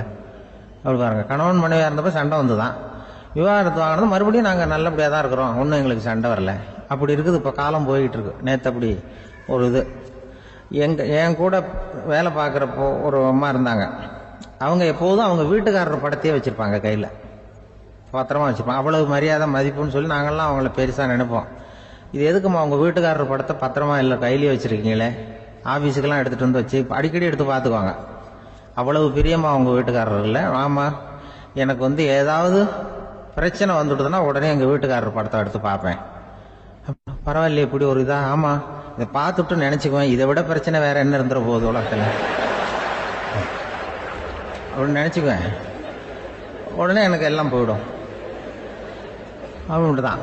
அப்படி ஒரு அம்மா இருந்தாங்க, இப்போ இருக்காங்க, வேலை பார்த்துக்கிட்டு இருக்காங்க. அப்படிலாம் நீங்கள் இங்கே இருக்கிற தாய்மார்கள் பெண்கள் யாராவது அப்படி கூட பண்ணலாம். யாரா எப்போதுமே உங்கள் வீட்டுக்காரர் படத்தை கையில் வச்சுக்கோங்க. அது ஒரு யோசனை, குடும்பம் குதூகலமாக இருக்கிறதுக்கு அது ஒரு யோசனை. அதே மாதிரி இவங்களும் அவங்க படத்தை வச்சுக்கலாம், வச்சுக்கிட்டு பிரச்சனை வரும்போது பார்த்துக்கணும், இதை விட நமக்கு என்ன வந்துட போகுது பெருசா அப்படின்னு. அப்படி தான் இருக்கணும். குடும்பம் வந்து நல்லபடியாக இருக்கணும்னா அதுக்கு இப்போ சொல்லுவாங்க, கடவுளே வந்து ஒரு வீட்டு கணவன் வீட்டு தலைவர் கனவுல வந்தாராம். கடவுள் வந்து இது மாதிரி உன்னை விட்டுட்டு உங்கள் குடும்பத்தை உன்னையெல்லாம் விட்டுட்டு போக போகிறேன்னா, அதனால் ஏதாவது வரம் வேணும்னா கேட்டு போய் வாங்கிக்கோ அப்படின்னு கடவுள் சொன்னாராம் அந்த குடும்ப தலைவர்கிட்ட. அவருக்கு என்ன கேட்குறதுன்னு புரியல. கடவுள் வந்து விட்டுட்டு போகிறேங்கிறாரு, ஏதாவது வரம் கேட்டுக்கோ அப்படின்னு. நம்ம என்ன பண்ணுறது, என்ன கேட்குறதுன்னு ஒன்றும் புரியல, குழம்பிக்கிட்டு இருந்தான் அந்த ஆள் கனவுல. இப்போ கடவுள் சொன்னாரா, சரி நீ ரொம்ப குழப்பமாக இருக்க, நாளைக்கு மறுபடியும் உன் கனவுல வரேன், அதுக்குள்ளே நீ முடிவு பண்ணி வை, உனக்கு என்ன வரம் வேணுமோ கேட்டு வாங்கிக்கோ, உனக்கு வரம் கொடுத்துட்டு நான் போயிடுறேன், உன்னை விட்டுட்டு போகிறதா நான் முடிவு பண்ணிட்டேன் அப்படின்ட்டுருக்காரு கடவுள். சரி ஒரு நாள் அவகாசம் கொடுங்க, நாளைக்கு நான் அதுக்குள்ளே முடிவு பண்ணி வைக்கிறேன்ட்டு அவர் வந்தார். மறுநாள் முடிச்சுக்கிட்டார். முடிச்சுக்கிட்டு மனைவி மகன் மக்கள் எல்லாரையும் கூப்பிட்டார், குடும்பத்தில் எல்லாரையும். அப்படி வாங்க, இது மாதிரி நேற்று கனவுல வந்தார் கடவுள், நம்மளை விட்டுட்டு போக போகிறாராம், என்ன வரம் வேணும்னு கேட்டு வாங்கிங்கோ அப்படின்னு போய் சொல்லிட்டார். என்ன கேட்கறதுன்னா அப்படின்னு அந்த கணவன் கேட்குறான். இந்த மனைவி சொல்கிறாங்க, என் உடம்பு பூரா நகையாக இருக்கணும் அப்படின்னு கேளு அப்படின்ட்டுருக்கு. அதுக்குள்ள அந்த ஒரு பொண்ணு ஓடி வந்து, அப்படிலாம் கேட்காதப்பா கடவுள்கிட்ட, இப்போ இருக்கிற சொத்து எவ்வளோ இருக்கோ அதுபோல் இன்னொரு பங்கு வேணும்னு கேளு அப்படின்னு. அந்த பையன் வந்து அவன் வேற சொன்னான், அவன் அது நமக்கு வந்து இது போல் ஒரு 10 பங்காவது வேணும், 2 பங்களா கார் வேணும் அப்படின்னு அவன் ஒரு லிஸ்ட்டை கொடுத்தான். இவர் என்ன கேட்கறதுன்னு முடிவு பண்றதுக்குள்ள அங்க வேலை செய்யற அம்மா, ஒரு வயசான அம்மா வந்திருக்கு. வேலை செய்யற அம்மா அது வந்து சொல்லிச்சான் இவர்கிட்ட, தப்பாரு கடவுள்கிட்ட அப்படிலாம் கேட்காதப்பா, நாளைக்கு வரும்பொழுது என்ன வர வேணும்னா எங்க குடும்பத்துல எல்லாரும் அன்பா இருக்கணும், பாசமா இருக்கணும்னு கேட்டு வாங்கிக்கோ. வரத்தை அன்பு பாசம் குடும்பத்துல எப்போதும் நிலவணும்னு கேட்டு வாங்கிக்கோ, வேற எல்லாம் நம்ம பார்த்துக்கலாம்னு இந்த பெரியம்மா சொல்லிச்சான். மறுநாள் அதே மாதிரி படுத்து தூங்கினாரு. கடவுள் கனவுல வந்தார். வந்து கேட்கும்பொழுது இவர் சொன்னாராம், ஐயா எனக்கு வந்து எங்கள் குடும்பத்தில் நாங்கள் கணவன் மனைவி புள்ள குட்டி எல்லாம் பாசமாக இருக்கணும், அன்பாக இருக்கணும், இதுதான் எங்களுக்கு வர வேணும் அப்படின்னு கேட்டாராம். இவர் கேட்டதும் கடவுள் வந்து தலையை சொரிய ஆரம்பிச்சிட்டாராம். ஏன் என்ன யோசிக்கிறீங்கன்னு கேட்டிருக்காரு. நீங்கள் அன்பாக பிரியமாக இருந்தீங்கன்னா அப்புறம் ஏன் நான் உங்களை விட்டுட்டு போக போகிறேன்? நான் ஏற்கனவே இல்லைங்கிறதுனால தான் உங்களை விட்டு போகலாம்னு முடிவு பண்ணியிருந்தேன். இப்போ நீங்கள் ஏற்கனவே பாசமாக இருந்தீங்கன்னா நான் இனிமேல் போக மாட்டேன், அதனால் ஏன் முடிவை மாற்றிக்க வேண்டியதுதான், உங்கள் கூட தான் இருக்க போகிறேன்னாராம். இப்படி ஒரு கதை சொல்லுவாங்க. அதனால் ஒரு குடும்பத்தில் அந்தந்த உறவு முறைகள் சரியாக இருக்கிற வரைக்கும் எல்லாம் நல்லாயிருக்கும். அங்கே தான் இறைவன் வாழும் இல்லம்ங்கிறாங்களே, அதுதான் அது. அதில் அந்த குடும்ப தலைவருங்கிறவர் கணவன் அப்படிங்கிறதுனால அவருக்கு தான் பொறுப்பு. அவருக்கு நிறைய சகிப்புத்தன்மை வேணும், கோபம் வரக்கூடாது, யார் என்ன சொன்னாலும் போட. சில கணவன்மார்கள் வந்து எது சொன்னாலும் மனைவி வந்து தட்டுறதில்லை. அங்கே போனால் போவாங்க, எதுக்கு போக சொல்கிறேன்னு கேட்கறதில்ல, போகிறது. இங்கே வான்னா வர்றது. திருவள்ளூர் மனைவி இருந்தாருன்னு சொல்கிறாங்கல்ல, அது மாதிரி. அது எப்படின்னா ஒருத்தர் சொன்னார், அது அப்படி இல்லை, அதுக்கு ஒரு கதை சொன்னார். ஹிட்லர் வந்து வந்தாராம் ஒரு தடவை, ஒரு பெரிய கப்பல் மேலே, கப்பலுடைய மேல் தளத்தில் ஹிட்லர் வந்துகிட்டு இருக்காரு. ஒரு இங்கிலீஷ் கேப்டன் எதிரில் நிற்கிறான். அவனுக்கு பெரிய ஆச்சரியம், இந்த ஆள் எப்படி இப்படி ஒரு தனி மனிதனாக இருந்துக்கிட்டு உலகத்தையே இப்படி இந்த பாடுபடுத்துறாரு அப்படின்னு சொல்லி, உன்னுடைய வெற்றிக்கு என்ன காரணம்னு கேட்டாராம் அந்த இங்கிலீஷ் கேப்டன். இப்போ ஹிட்லர் சொன்னாராம், என்னுடைய வெற்றிக்கு காரணம் என்கிட்ட வேலை செய்கிற ஊழியர்கள். நான் கிழிச்ச கோட்டை தாண்ட மாட்டாங்க, நான் என்ன சொல்கிறேனோ அதை உடனே செய்வாங்க, ஏன் எதுக்குன்னு எதிர்த்து பேச மாட்டாங்க, அதுதான் என்னுடைய வெற்றிக்கு காரணம் அப்படின்னு சொல்லி அதை நிரூபித்து காட்டுறேன் பார் அப்படின்னு சொல்லி கையை தட்டினாராம் ஹிட்லர். உடனே ஒரு சிப்பாய் எங்கேருந்து வந்து லெஃப்ட் ரைட் போட்டு வந்து சல்யூட் பண்ணி நின்னான். உடனே ஹிட்லர் சொன்னார், நீ அப்படியே அந்த கப்பல் மேல் தளத்துலேருந்து அப்படி கடலில் வந்து செத்து போடா அப்படின்னு பொத்துன்னு குதிச்சுட்டான். எதுக்கு சொல்கிறேன் என்ன இதில், உடனே குதிச்சு செத்து போட்டான். இவருக்கு பெரிய ஆச்சரியம் கேப்டனுக்கு. ஹிட்லர் சொன்னார், இதுதான் என்னோட வெற்றிக்கு காரணம், தப்பார் இன்னொருத்தனை கூப்பிட்றேன் அப்படின்னு தட்டினா இந்த பக்கத்துலேருந்து ஒருத்தன் வந்தான், லெஃப்ட் ரைட் வந்து நின்னா, நீ இப்படி குதிச்சு செத்து போடா அப்படின்னு பொத்துன்னு குதிச்சுட்டான். எதுக்கு போக சொல்கிறீங்கன்னு ஒன்றுமே கேட்கல, குதினா உடனே குதிச்சுட்டான். அப்போ ஹிட்லர் சொன்னார், இதே மாதிரி என்னுடைய ஒவ்வொரு ஊழியர்களும் இருக்கிறாங்க, நானும் ஊழியர்களை இழக்கிறதுக்கு தயாராக இல்லை, தப்பாருக்கு தயாராக இருப்பேன் எப்போதும், தப்பார் இன்னொருத்தர் தட்டுறேன்னு இன்னொருத்தர் வந்தார். எதிர்த்தாவில் இருந்து ஒருத்தன் லெஃப்ட் ரைட் சல்யூட் அடிச்சான். நீயும் குதிச்சு செத்து போடான்னு இருக்காரு ஹிட்லர். இவனால பொறுக்க முடியல, இந்த இங்கிலீஷ் கேப்டன் அனாவசியமா ஒவ்வொருத்தனா குதிச்சுடுறானேன்னு சொல்லி ஓடி போய் அவனை குதிச்சிட்டான். குதிக்கிறதுக்கு முன்னாடி பிடிச்சி தனியாக எடுத்துட்டு போட்டான். தனியாக எடுத்துட்டு போய் அந்த சிப்பாய்கிட்ட கேட்டாரான் அந்த இங்கிலீஷ் கேப்டன், ஏன்ப்பா அந்த ஆள் குதிக்க சொல்றான்னா நீ ஏன் எதுக்குன்னு கேட்கறது இல்லையா, உடனே குதிச்சு செத்து போறீங்களே, இதெல்லாம் என்ன அநியாயம் அப்படின்ட்டு இருக்கான் அந்த இங்கிலீஷ் கேப்டன் கையை பிடிச்சிட்டு. உடனே அந்த சிப்பாய்க்கு கோவம் வந்துட்டு தான், உடையா கைய, இவன்ட்ட வேலை பார்க்கறத விட உழுந்து செத்து போகலான்னு நான் குதிக்கிறான், என்ன அனாவசியமா எதுக்கே இருக்க சொல்றேன் அப்படின்னு சொல்லி குதிச்சுட்டானா. அதனால இந்த உடனே சொல்றதை செய்யறாங்க பாருங்க, அவங்கள நம்பக்கூடாது. கணவன்மார்களுக்கு ஒரு எச்சரிக்கை, சொல்றத உடனே செஞ்சிருவாங்க மனைவி, நீ அங்க போனா போங்க வரணும் அது ஹிட்லர் மாதிரி நினைக்கிறாங்கன்னு அர்த்தம். இதுகிட்ட பேசிக்கிட்டு இருக்கிறத விட சொல்றதை செஞ்சுட்டு போடுவோமே, அப்படி சமாளிக்கிற கணவன்மார்கள் உண்டு. குடும்பத்துல வந்து அப்படிலாம் இருந்து சமாளிக்கிறாங்க. இந்த உலகத்துல எத்தனை வகையான மனிதர்கள் இருக்கிறாங்க, ஒவ்வொரு மனிதனுமே ஒவ்வொரு வகை அப்படிங்கிறாங்க விஞ்ஞானிகள். மனிதர்களை 3 வகையா பிரிக்கலாம் அப்படின்னு சொல்றாங்க மெய்ஞானிகள். இவங்களை பத்திலாம் ஏற்கனவே நாம பேசியிருக்கிறோம். இப்ப டாக்டர் எட்வர்டு பேட்ச் அப்படிங்கிற நிபுணர் என்ன சொல்றாரு தெரியுமா, மனிதர்களை 7 வகையா பிரிக்கலாம்ங்கிறார். மனிதர்களின் மனநிலை அடிப்படையில அவங்களை 7 விதமா வகைப்படுத்துறார் அவர். சரி, அது என்ன 7 வகை? முதல் வகை என்னன்னா பயந்த குணம் உள்ளவங்க. சார் ரொம்ப பயந்த சுபாவம், வீட்டுல கூட வாயே திறக்க மாட்டார், சாப்பிட போறப்ப மட்டும்தான் கொஞ்சம் வாயை திறப்பார், அப்புறம் மூடிக்குவார் அப்படின்னு சில பேரை பத்தி நாம பேசிக்கிறது உண்டு. இவங்கெல்லாம் இந்த வகை, அதாவது பயந்த குணம் உள்ளவர்கள் அப்படிங்கிற முதல் வகை. சரி, 2வது வகை என்னன்னா சஞ்சலப்படுகிறவர்கள், எதுக்கு எடுத்தாலும் கலக்கம் குழப்பம், இப்படியே காலம் தள்ளிட்டு இருப்பாங்க, பல பேர் பார்த்திருப்பீங்க, அவங்கெல்லாம் இந்த வகை. 3வது வகை என்னன்னா யதார்த்த உலகை மறந்து கற்பனை உலகத்திலேயே மிதக்கிறவங்க, இளைஞர்கள் கவிஞர்கள், இப்படி பல பேர் இருக்கிறாங்க, எப்ப பார்த்தாலும் கற்பனை உலகத்திலேயே மிதந்துகிட்டு இருப்பாங்க. கிட்டத்துல போய் என்னங்க ஒரு மாதிரியா இருக்கிறீங்க அப்படின்னு கேட்டு பாருங்க. அவங்களெல்லாம் ஏதோ ஒரு அற்ப புழுவை பாக்குறது மாதிரி உங்களை பார்ப்பாங்க. அதுவும் அந்த வானத்து நிலாவை பாருங்கள், அது என்னை வா வான்னு கூப்பிடுது, எனக்கு சீக்கிரத்துல ஒரு நாள் சிறகுகள் முளைக்கும், சிறகடித்து வானத்துல பறந்து போவேன், அந்த செல்ல நிலாவை கொஞ்சிவிட்டு வருவேன், இப்படிலாம் பேசிட்டு இருப்பாங்க. கொஞ்சிறது அப்புறம் இருக்கட்டும், இப்ப கஞ்சிக்கு வழியே பாருப்பா அப்படின்னா அதை காதுல வாங்க மாட்டாங்க. நாம ஏதோ இந்த உலகத்தை அனுபவிக்க தெரியாதவர்கள் மாதிரி நம்மளை அவங்க கவனிப்பாங்க. இப்படி ஒரு ரகம். 4வது வகை மனிதர்கள் எப்படின்னா, இவங்க தனிமை உணர்வு மிக்கவர்கள். இவங்க மற்றவங்களோட இயல்பா நெருங்கி பழகிறதில்ல, தான் உண்டு தன்னுடைய வேலை உண்டுன்னு இருந்துட்டு போறவங்க. அடுத்த வீட்டுல இருக்கிறவர் யார் அப்படின்னு கேட்டா கூட அடுத்த வீடுன்னு ஒண்ணு இருக்கா அப்படிங்கறது மாதிரி நம்ம முகத்தை பார்ப்பாங்க. அவங்க கிட்ட மேற்கொண்டு நாம என்னத்தை பேச முடியும்? இப்படி ஒரு வகை. 5வது வகை மனிதர்கள் எப்படின்னா, இவங்க மத்தவங்க செல்வாக்குக்கு உட்பட மறுப்பவர்கள். அடுத்தவங்களோட செல்வாக்குக்கு இவங்க ஆட்படுறதில்ல. நான் யார் தெரியுமான்னு கேட்டா அதை தெரிஞ்சுட்டு எனக்கு என்ன ஆக போகுதும்பாங்க. இவங்கெல்லாம் அந்த ரகம். 6வது வகை மனிதர்கள் எப்பவும் எதுலையும் பற்றில்லாம இருக்கிறவங்க. இது ஒரு துறவு மனப்பான்மை. இயல்பாவே சில பேர் இப்படி உண்டு, அவங்களுக்கு எதுலயும் ஒரு ஈடுபாடு இருக்காது. அப்படிப்பட்டவங்க எல்லாம் 6வது வகை. 7வது வகை மனிதர்கள் மற்றவங்க கவலைய தன்னுடையதா ஆக்கிக்கிட்டு கவலைப்படுறவங்க. இவங்கெல்லாம் மகாத்மாக்கள். தாம் வேறு அடுத்தவங்க வேறு அப்படிங்கிற எண்ணம் இவங்களுக்கு வர்றதில்லை. அதனால அடுத்தவங்களுக்கு ஒரு துன்பம் வந்ததுன்னா இவங்களால சும்மா இருக்க முடியறதில்லை. ஆக கூடி இப்படி 7 விதமான மனிதர்களை அடையாளம் காட்டுறார் அந்த நிபுணர். இதுல நாம எந்த வகையில வர்றோம் அப்படிங்கறத நாம தான் அடையாளம் கண்டுபிடிக்கணும். எனக்கு தெரிஞ்ச ஒரு மனிதர் உண்டு. அவர் ஒரு வித்தியாசமான வகை. எதையும் நடைமுறை சாத்தியமா சிந்திக்கிறவர். எப்பவும் அடுத்தவங்களும் நல்லா இருக்கணும், நாமும் நல்லா இருக்கணும் அப்படின்னு ஆசைப்படுறவர். அவருக்கு ஒரு சமயம் திடீர்னு உடம்பு சுகம் இல்லாம போயிட்டுது.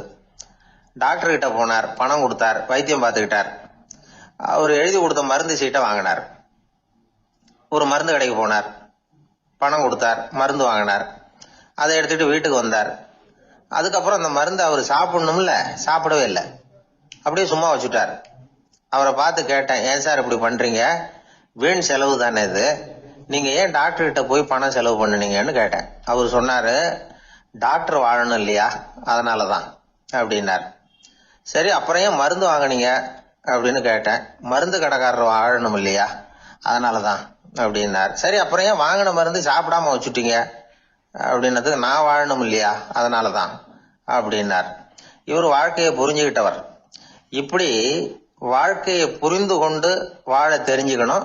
எந்த வகை மனிதர் நாம் அப்படிங்கறத புரிஞ்சுக்கிட்டு வாழ்ந்தோம்னா வாழ்க்கையில வெற்றி நிச்சயம். ஒரு அரசன், அவனுக்கு வயசாயிட்டுது. அதனாலேயே இந்த கவலை, பயம் எல்லாமும் அதிகமாயிட்டுது. மரண பயம், ராத்திரியில சரியா தூங்க முடியல, இப்படி ஆயிட்டுது நிலைமை. அந்த அரசன் ஏற்கனவே எப்படின்னா, போர்க்களங்கள்ல எத்தனையோ பேரை ஓட ஓட விரட்டி இருக்கிறான். இருந்தாலும் இப்ப அந்த துணிச்சல்லாம் எங்கேயோ போயிட்டுது. பேசாம படுத்திருக்கிறான். அப்படியே படுத்தாலும் தான் தூக்கம் வர மாட்டேங்குது. என்ன பண்ணலாம்னு யோசிச்சான் இந்த மன்னன். உடனே எல்லா அமைச்சர்களையும் கூப்பிட்டான். எனக்கு நிம்மதி இல்லை, எதை நினைச்சாலும் பயமா இருக்கு, எனக்கு ஒரு ஆலோசனை சொல்லுங்க அப்படின்னா. என்ன ஆலோசனை வேணும் அப்படின்னு சொல்லி கேட்டாங்க. எனக்கு ஒரு நெருக்கடியான சந்தர்ப்பம் ஏற்பட்டு போச்சுன்னு வச்சுக்கோங்க. அந்த நேரத்துல நீங்க யாருமே என் பக்கத்துல இல்ல ஆலோசனை சொல்றதுக்கு அப்படின்னா, அந்த சமயத்துல எனக்கு உபயோகப்படுற மாதிரி ஒரு வாசகம், பொன்மொழி ஏதாவது சொல்லுங்க. அத நான் என்னுடைய வைர மோதிரத்துக்கு அடியில பதிச்சு வச்சுக்கிறேன் அப்படின்னார். தேவைப்படுறப்ப உதவும் அப்படிங்கறதுனால. அவர் போட்டிருந்த மோதிரமும் அதுக்கு தகுந்த மாதிரியே திறந்து மூடுறது மாதிரி அமைஞ்சிருந்தது. ஏதாவது வாசகம் எழுதுனா உள்ள வச்சுக்கலாம், அதுக்கான வசதி அதுல இருந்தது. அமைச்சர்கள்லாம் யோசனை பண்ணாங்க, இது மாதிரி ராஜா கேட்கிறாரே, என்ன வாசகம், அதாவது பொன்மொழி சொல்லலாம் அப்படின்னு எல்லாரும் யோசனை பண்ணாங்க. ஒருத்தருக்குமே சரியா தோணல, ஒரே குழப்பமா இருந்தது. ஏன்னா நெருக்கடியான சமயத்துல உபயோகப்படுறது மாதிரி ஒரு பொன்மொழி வேணும்னு சொல்லியிருக்கிறார். அப்படி இப்படி யோசிச்சு பார்த்தா ஒண்ணுமே தோணல. எல்லாரும் குழம்பிக்கிட்டு இருந்த நேரத்துல ஒரு பெரியவர் அந்த பக்கமா வந்தார். அவர் சொன்னார், நான் வேணும்னா அதுக்கு பொருத்தமா ஒரு வாக்கியம் சொல்றேன், ஆனா ஒரு நிபந்தனை. அதை யாரும் ரொம்ப ஆர்வம் காரணமா அவசரப்பட்டு படிச்சிடக்கூடாது. அதை ரகசியமா அந்த மோதிரத்துக்குள்ள எழுதி வச்சுக்கணும். எப்பவாவது இக்கட்ல மாட்டிக்கிற சமயத்துல மட்டும் வேற வழியே இல்லை அப்படிங்கிற நிலைமையில மட்டும்தான் அதை திறந்து பார்க்கணும். அப்படி நீங்க இருக்கிறதா இருந்தா நான் அதை சொல்றேன் அப்படின்னாரு அந்த பெரியவர். சரின்னு ஒத்துக்கிட்டாங்க எல்லாரும். அதே மாதிரி அவர் ஒரு வாக்கியத்தை சொன்னார். அவர் சொன்ன வாக்கியத்தை ரகசியமா மோதிரத்துக்குள்ள பதிச்சு மூடியாச்சு. ராஜா அதை விரல்ல மாட்டிக்கிட்டார். கொஞ்ச நாள் ஆச்சு. அந்த ராஜாவுக்கு ஒரு சோதனை வந்தது. என்ன சோதனைன்னா, அடுத்த நாட்டு மன்னன் படையெடுத்துட்டு வந்துட்டான். அவன் இவர்கிட்ட ஏற்கனவே தோத்து போனவன், ஒரு வெறியில வந்திருக்கிறான். தோற்று போனவன் மறுபடியும் சண்டைக்கு வந்தா எப்படி வருவானோ அப்படி வர்றான். ஒரு வெறியில வந்தா ஜெயிச்சுட்டான். என்னாச்சு, இவரோட நிலைமைன்னா நாட்டை இழந்துட்டார், எல்லாத்தையும் இழந்துட்டார். கடைசியா ஒரு அடிபட்ட குதிரையில ஏறி தப்பிச்சு போயிட்டார், வேற வழி இல்லைன்னு. பின்னாடி துரத்திக்கிட்டு வராங்க. இவர் ஒரு மலை உச்சிக்கு போயிட்டார். அதுக்கும் அப்பால போக முடியாது, ஏன்னா அந்த பக்கம் பயங்கர பள்ளம். உல்லாச பயணிகள் கண்டு கழிக்கிற இடம் அது. ஆனா இவருக்கு அது சாவு பயணத்தின் வாசல், திரும்பவும் முடியாது. அவ்வளவு குறுகிய பாதை அது, வேற வழியே இல்லை. இந்த நேரம் சூரிய ஒளி மோதிரத்துல பட்டு மின்னிச்சு. உடனே இவருக்கு ஞாபகம் வந்தது. மோதிரத்தை திறந்து படிக்கிறார். அதுல இருந்த வாசகம், இந்த நிலையும் மாறிவிடும், this too will pass away. அவருக்கு ஒரு தைரியம் வந்தது. பின்னாடி வந்தவங்களும் திசை மாறி வேற எங்கேயோ தேடி போயிட்டாங்க. அவங்க விரட்டிக்கிட்டு வரலன்னா இவ்வளவு அழகான ஒரு இடம் இருக்கிறதே எனக்கு தெரியாம போயிருக்குமேன்னு நினைச்சார். இவ்வளவு அழகை ரசிக்கிறதுக்காக ஒரு நாட்டையே கூட இழக்கலாம்னு தோணுச்சு அவருக்கு. அமைதியா அந்த அழகை ரசிச்சார். எதிரிகள்லாம் எங்கேயோ போயிட்டாங்க. மன்னர் நாடு திரும்பினார். மறுபடியும் படைகளை திரட்டினார். கொஞ்ச நாள்ல படை எடுத்துக்கிட்டு போனார். யாருகிட்ட தோத்து போனாரோ அவரையே வெற்றி கண்டு திரும்பி வர்றார். வரவேற்பு விழா பிரமாவப்படுது. ஆடல் பாடல் கோலாகலம். இதை பார்த்தது அந்த ராஜாவுக்கு தலைகால புரியல. நம்மள இனிமே யாராலையும் ஜெயிக்க முடியாதுன்னு நினைச்சார். அகம்பாவம் லேசா எட்டி பார்த்தது. இப்ப மறுபடியும் சூரிய ஒளிப்பட்டு மோதிரம் மின்னிச்சு. அதை திறந்து மறுபடியும் படிக்கிறார். இந்த நிலைமையும் மாறிவிடும், this too will pass away. அவ்வளவுதான். அவர் மனசு அடங்க ஆரம்பிச்சுட்டது, ஆணவம் போயிட்டுது. இதுல இருந்து நாம தெரிஞ்சுக்க வேண்டியது என்னன்னா, எந்த சூழ்நிலையிலையும் நாம கவலைப்பட வேண்டியதில்லை. ஏன்னா இங்க எதுவுமே நிரந்தரம் இல்லை. அந்த ராஜா மாதிரியே நம்ம ஆளு ஒருத்தன் ஒரு மோதிரம் போட்டிருந்தான். அதுக்குள்ள அவன் எழுதி வச்சிருந்த வாசகம், எதுக்கும் கவலைப்படாதே அப்படிங்கிறது தான். ஒரு நாள் பயங்கரமான கவலையோட உட்காந்துருந்தான். பக்கத்துல இருந்தவங்க சொன்னாங்க, இது மாதிரி சந்தர்ப்பத்துல தான் நீ உன் மோதிரத்தை திறந்து பார்க்கணும்னாங்க. இவனுக்கு கவலையோட எரிச்சலும் சேர்ந்துக்கிட்டது. அது எப்படி முடியும், இப்ப திருட்டு போனது என்னோட அந்த மோதிரம் தானே அப்படின்னு சொல்லிவிட்டு தலையில கை வச்சுட்டு உட்காந்துட்டான். இப்படிலாம் சொல்றது உண்டு. இருந்தாலும் நாம எந்த